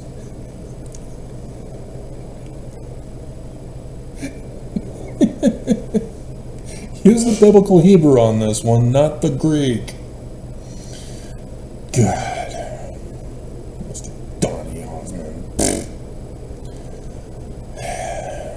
And brought it to him from year to year when she came up with her husband to offer the yearly sacrifice. And I'm seeing this same pattern here with all the women who got raped by Heavenly Father, Pharaoh, and had to give up their son to the temple. That's what Moses was. And Moses was sent down the river from God, immaculately conceived on the Nile. Remember menstruation cycle women? Remember that? Did you watch that?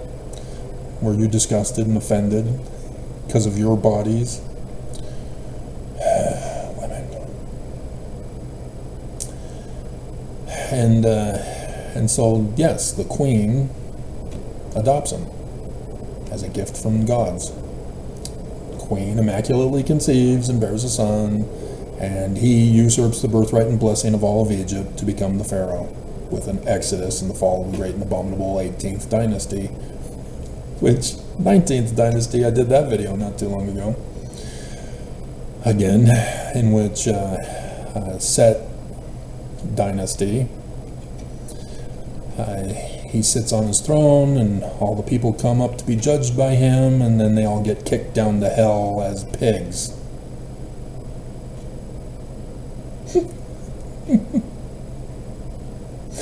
Yay! I want to be a part of the 19th dynasty too. And so, yeah, now that Pharaoh has broken the womb, she's able to go back to the temple to get impregnated by him year after year. And so she ends up with an additional 3 sons and 2 daughters.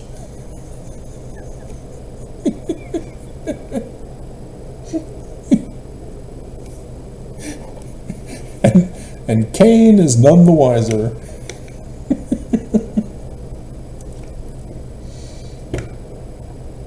Just tell him it's over.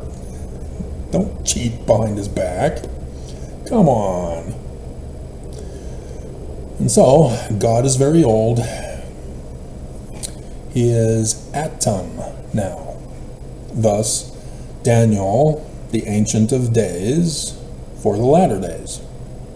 It's the pattern here. Crossover pattern. So there should be a footnote to Daniel, Ancient of Days.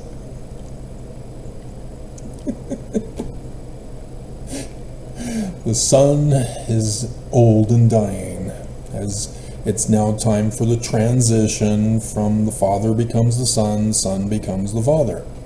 The great and abominable church falls, and the kingdom of the Lamb prevails. Not Jesus. And this reveals Roman period confirmation. Eli is very old, and he heard all that his sons did unto all Israel.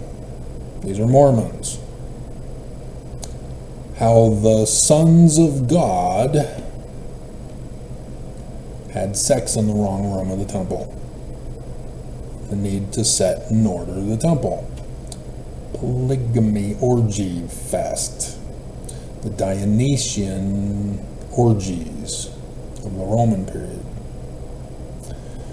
And thus the same thing as Aaron, the golden plates worshipped by the Mormons who are having orgy sex. This is the pattern crossover here. And so the Greeks, like I said earlier, like 3 hours ago,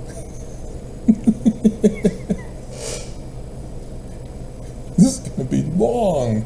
It'll be 3 weeks from today when it finally gets saved and then uploaded. It's a good thing I have nothing else to do with my life.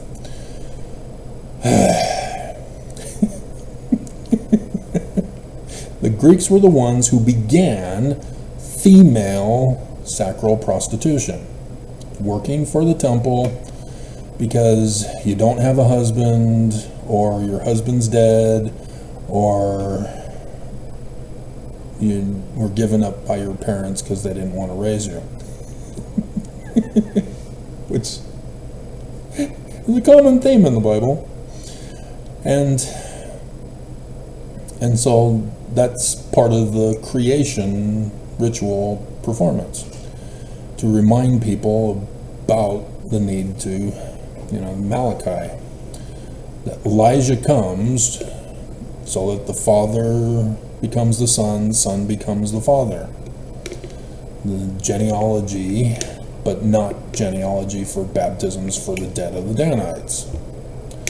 It's Zion, how it will be run. You will run it through your family. You will have children. Those children will raise up and they'll find their own honey bunny or husband. Husbands are not honey bunnies. No. And then they have children, and they have children.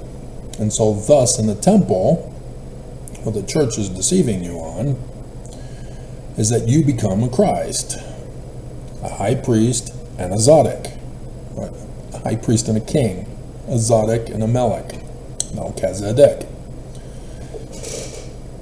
And thus become a Christ, taking upon yourself the name of Christ. And so in Zion, you're not going to be ordered around by a tyrant. Nope. I did the little text for you in the video the other day, which last week now,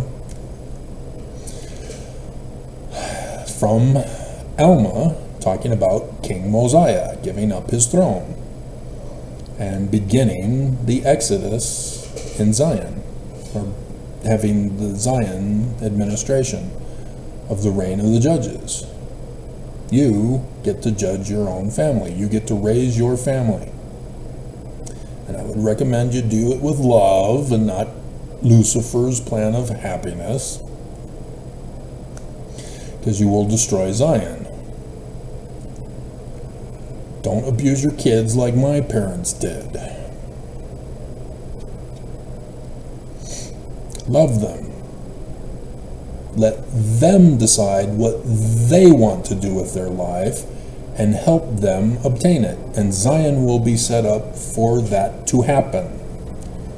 No other conflicts like money to get in the way. No daddy being forced to leave home and come back late at night, never to be with his kids.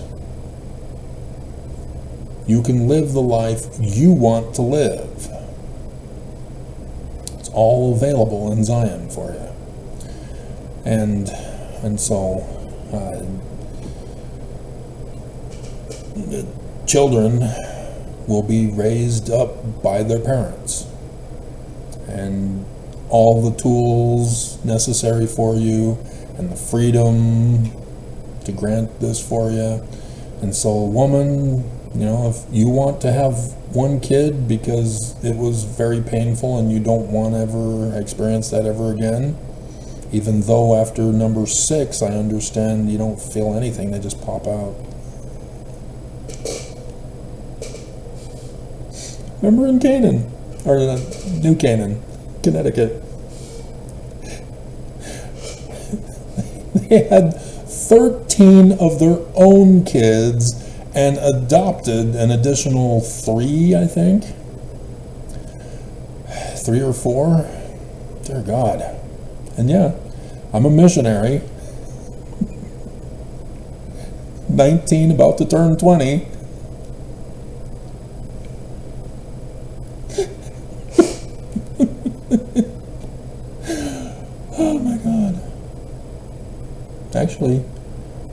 Yeah, 19, about to turn 20. And we're there at their house. I don't think it was for a dinner appointment. I don't recall getting fed. I was not fortunate enough to be in a leadership position to get fed every day. And yeah, and she was just telling us that, yeah, after number 6, I don't feel them anymore. Okay. No idea what you're talking about. I was never given sex ed. Never. I don't know what's going on. My dreams back in high school, up until high school, was seeing a woman and hugging her. That was as far as sex went.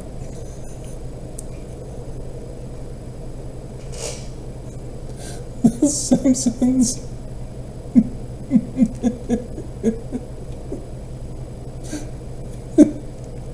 Wiggum's son. They're watching porn in the back room of the comic shop. Chief Wiggum's son, Ralph, he comes out. There are people hugging.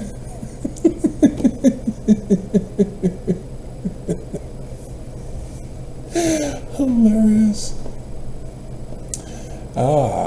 27. Here we go.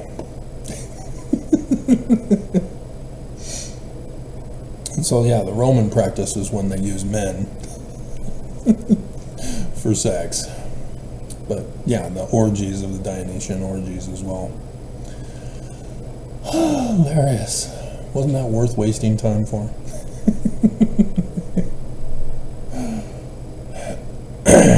And so,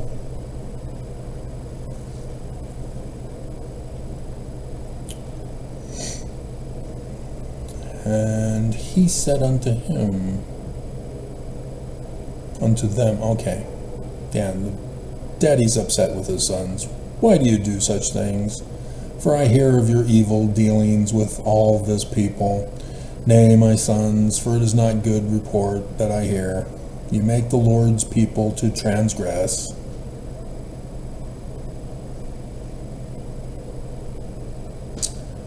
King Noah syndrome. For if one man sin against another, the judge shall judge him. But if a man sin against the Lord, who shall entreat for him? Notwithstanding, they hearken not unto the voice of their father. You can't tell me what to do, because the Lord would slay them. Fall of the great and abominable church. And so Pharaoh's son dies, Eli and Eli's sons die. Spoiler alert.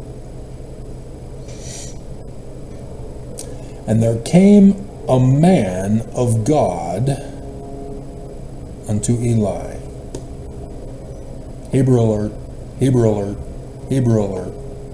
And said unto him, Thus saith the Lord. Hebrew alert, Hebrew alert, Hebrew alert. Did I plainly appear unto the house of thy father when they were in Egypt?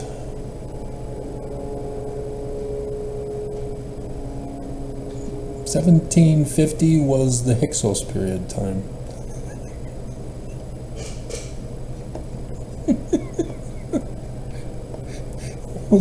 It was 1500,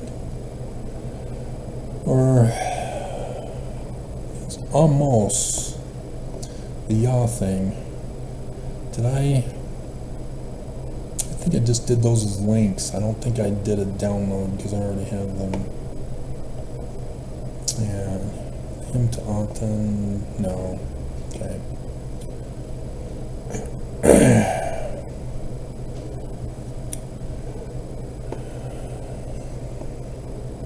And so, yeah, it's not Pharaoh's house, Pharaoh's queen. See, they're having sex with women and men in the wrong room of the temple. The temple is the house of God. Pharaoh's temple, house of God, same thing, but queen. Hannah sees Eli, Aten, gets pregnant. Sex. See what's going on here? See the word play going on in Hebrew? And so, now you have El instead of Bel.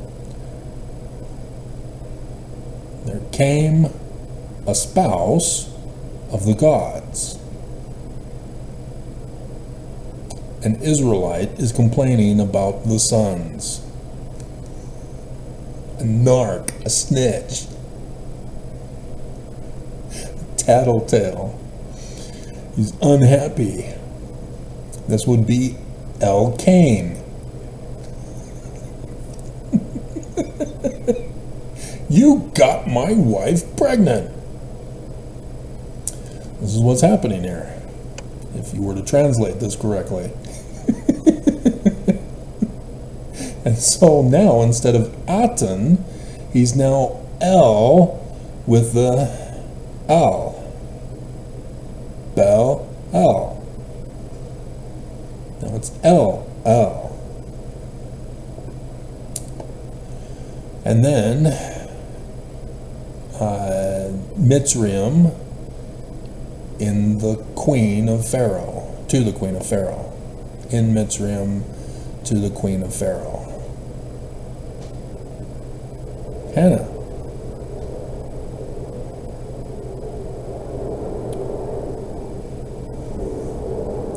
Fascinating.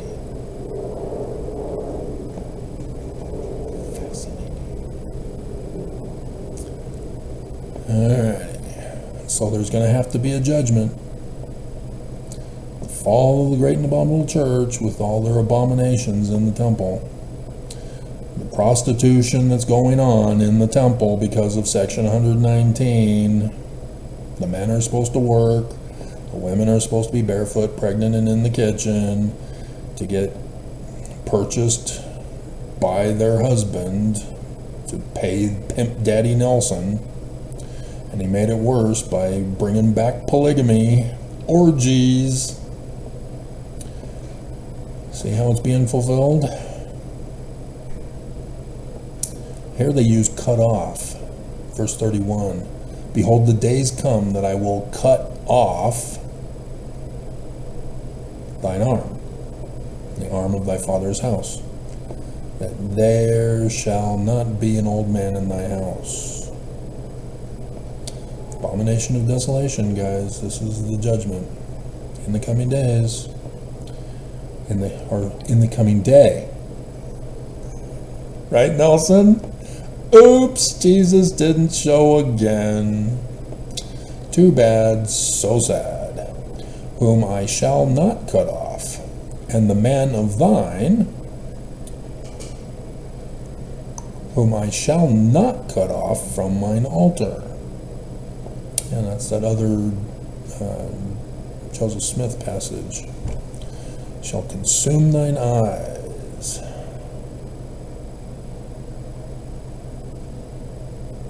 Okay, so here we go. Chapter 3.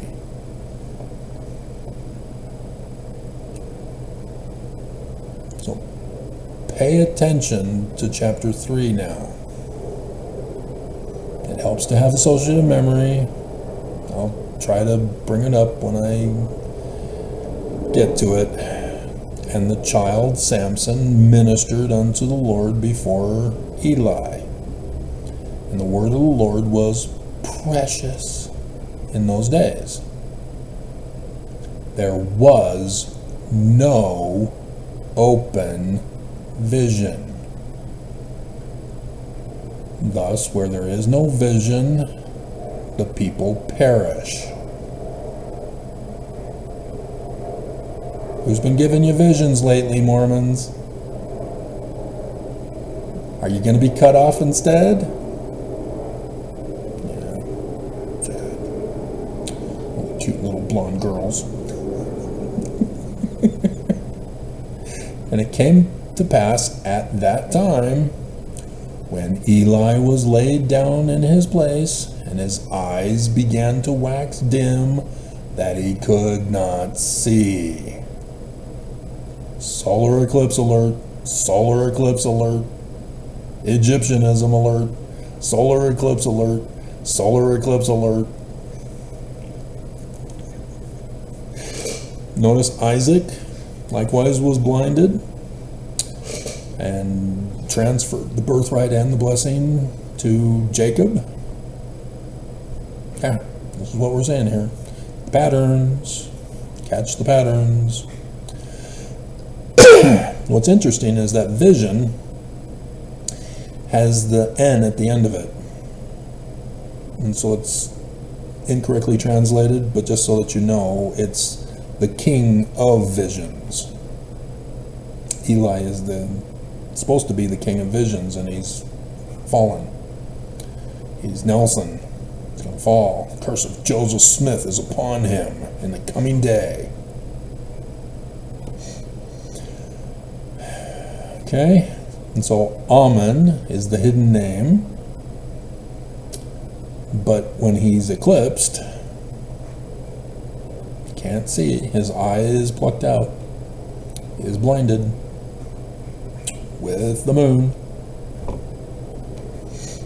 This is the symbol of the Christ, the Son, who shall replace the Father.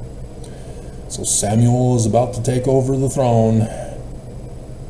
And ere the lamp of God went out in the temple, the fall of the great and abominable church, using the rituals of the temple to demonstrate that they are prophecies, that they are not supposed to be adhered to strictly by the Orthodox Jews.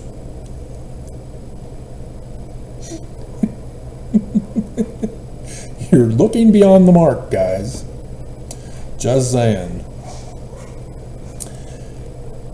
Where the Ark of God was. So, you see this? There's no open vision. Eli is blinding and getting blind. And the lamp goes out in the temple where the Ark of the Covenant is.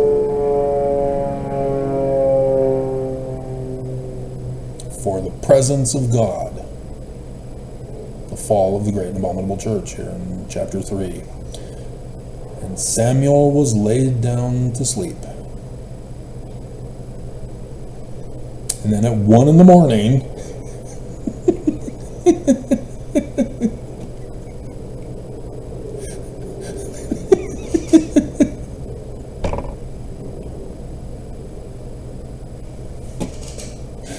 I already knew this before I was waking up at 1 in the morning. Oy vey.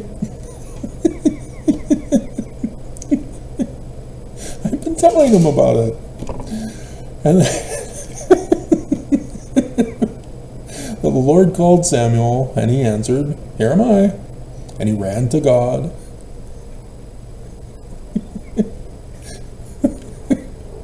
And said, "Here am I, for thou calledest me." And he said, "I called us not. It's 1 in the morning. Go back to bed."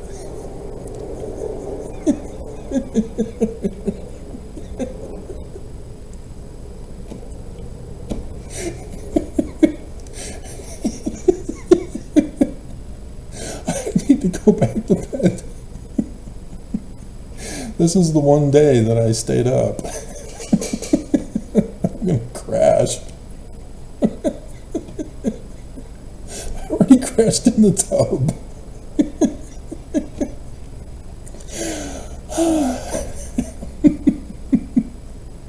And the Lord called yet again, "Samuel." Samuel arose, went unto Eli, and said, "Here am I, for thou didst call me." And he answered, "I called not. Go back to bed." And he calls him my son. That's important.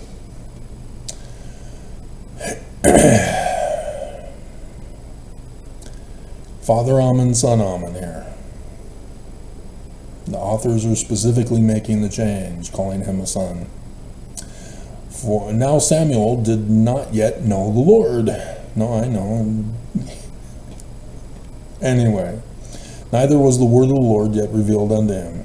He was born and raised in the covenant of the Bell Church.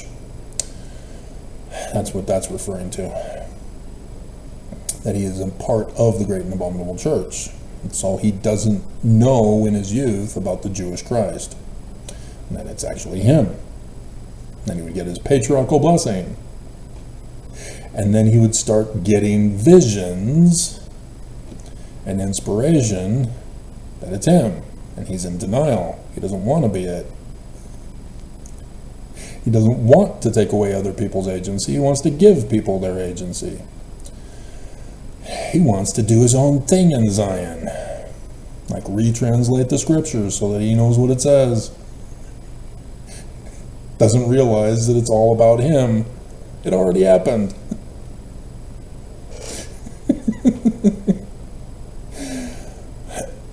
And so the third time, which was last night, he arose and went unto Eli and said, Here am I, for thou didst call me. And Eli perceived that the Lord had called the child. Do you guys catch on to this? You catching on yet? Therefore Eli said unto Samuel, Go lie down. And it shall be, if he call thee a fourth time this morning, ta-da! Thou shalt say, Speak, Lord, for thy servant heareth. So Samuel went and lay down in his place on the fourth day, the fourth time, 1 in the morning. And here I am doing the video. And the Lord came and stood and called it as at other time, Samuel, Samuel. Then Samuel answered, Speak, for thy servant heareth. Fine, I'll do a YouTube video, but it's going to be 4 hours long just to punish you. I think we may even be going after 4 hours, dear God. So far, with the pictures and the little video clip inserted, it's 2 hours and 26 minutes and 10 seconds. So 3 hour, yeah, we're going over 4 hours. 4 hours, 4 nights, fourth day of Tabernacles. See the symbolism? Because we're about finished.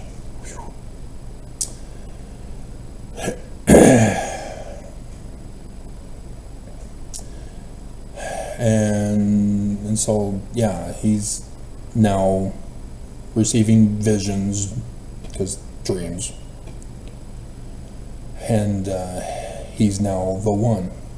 He's a prophet, he's a seer, he's a revelator. Samuel would also be the text from which we find out that before time a prophet was called a seer. And then Ammon talks to Limhi and says before time, or Mosiah has the interpreters to translate. He's a seer, and a seer is greater than a prophet, but a seer is a prophet and a revelator also. Seer, prophet, revelator, translator. Section 107, verse 91 and 92, the man like Moses. Right here, guys, right here. Hello. It's coming in the coming days. And then, boom, there's Dan. Oh, crap.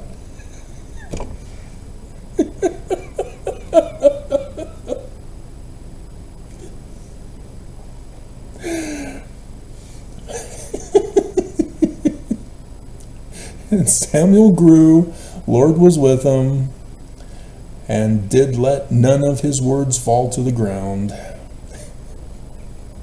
Ew, what a mess. And all Israel, Mormons, from Dan, the Danites, even to Beersheba, knew that Solomon was established to be a prophet of the Lord. Deuteronomy 18:15. Dum dum dum.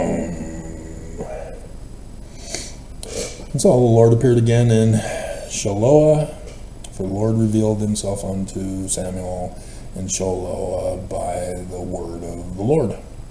And so now you have the wars of the coming election, and Israel does battle against the Philistines, but the Philistines capture the Ark of God. Eli's sons are slain. Sons of God are slain. Eli is slain. His daughter-in-law dies in childbirth, just like Rachel when she has Benjamin. And he dies in an accident also. It's not an accident. There are no such things. And so then Samuel becomes the King of Kings, Lord of Lords, the great high priest. And so then they want a king. I would rather that you have a constitutional republic, that you run your own lives, that you have life, liberty, and property, and that you give it to others.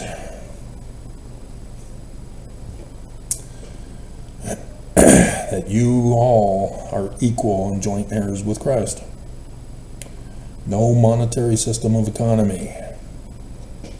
You raise your families how you want them to be raised. If you want one kid or 15 or even none, but your line will die after you die.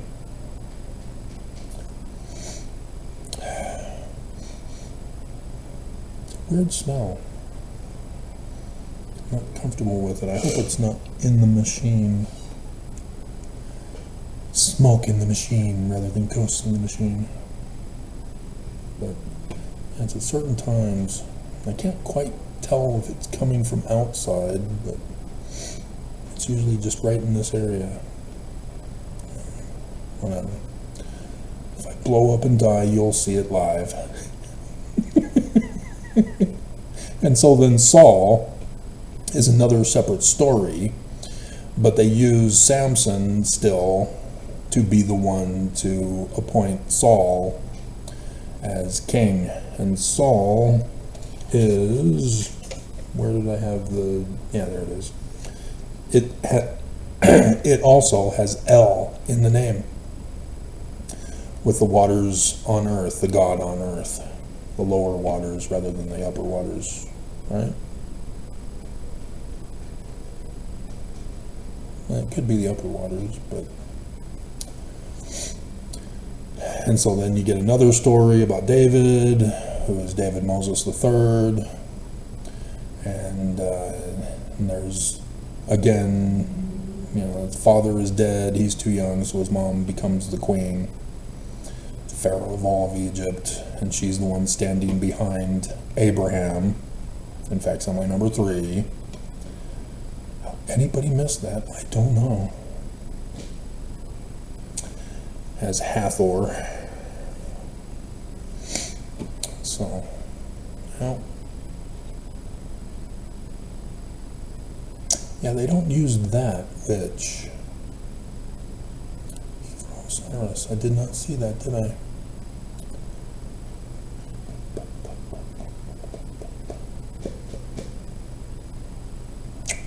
And then Eli's house, the house of God, Bethel. In verse 14 of chapter 3. I have sworn unto Bethel that the iniquity of Bethel shall not be purged with sacrifice, nor offering forever.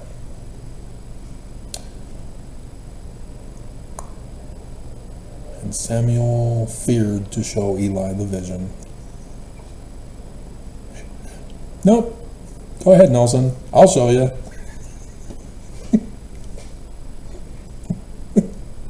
Then Eli called Samuel, said, Samuel, my son. And he answered, Here am I. And he said, What is this thing the Lord hath said unto thee? I pray thee, hide it not from me. God do so to thee, and more also, if thou hide anything from me of all the things that he said unto thee. So Samuel told him every whit in the YouTube video. And hid nothing from Nelson. Bye-bye. Bye-bye. Curse of Joseph Smith upon thee.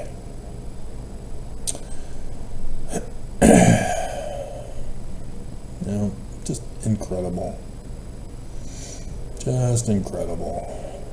Okay. So yeah, lots of fun stuff. You're all gonna die and never go to Zion.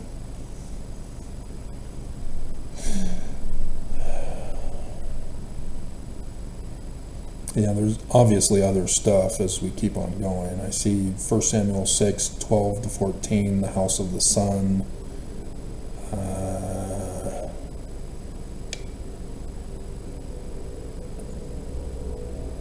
I think that's supposed to be Danite. Namite, all right. The house of the name. Namites. We are the Namites. We are the ones with the hidden name. And thus, yeah, the good souls, the god souls, the sun gods, were the British druids that told the one guy who developed the myth of St. Patrick that his death date is supposed to be my birth date. And then became a Catholic saint because of the lies about him, the prophecies, and thus there were no snakes in Ireland. That has to do with Revelation 12, with the dragons and the serpents involved there. So, yep, lots of stuff. So, yeah, cool. I have done the work, and you'll see this 5 years from now.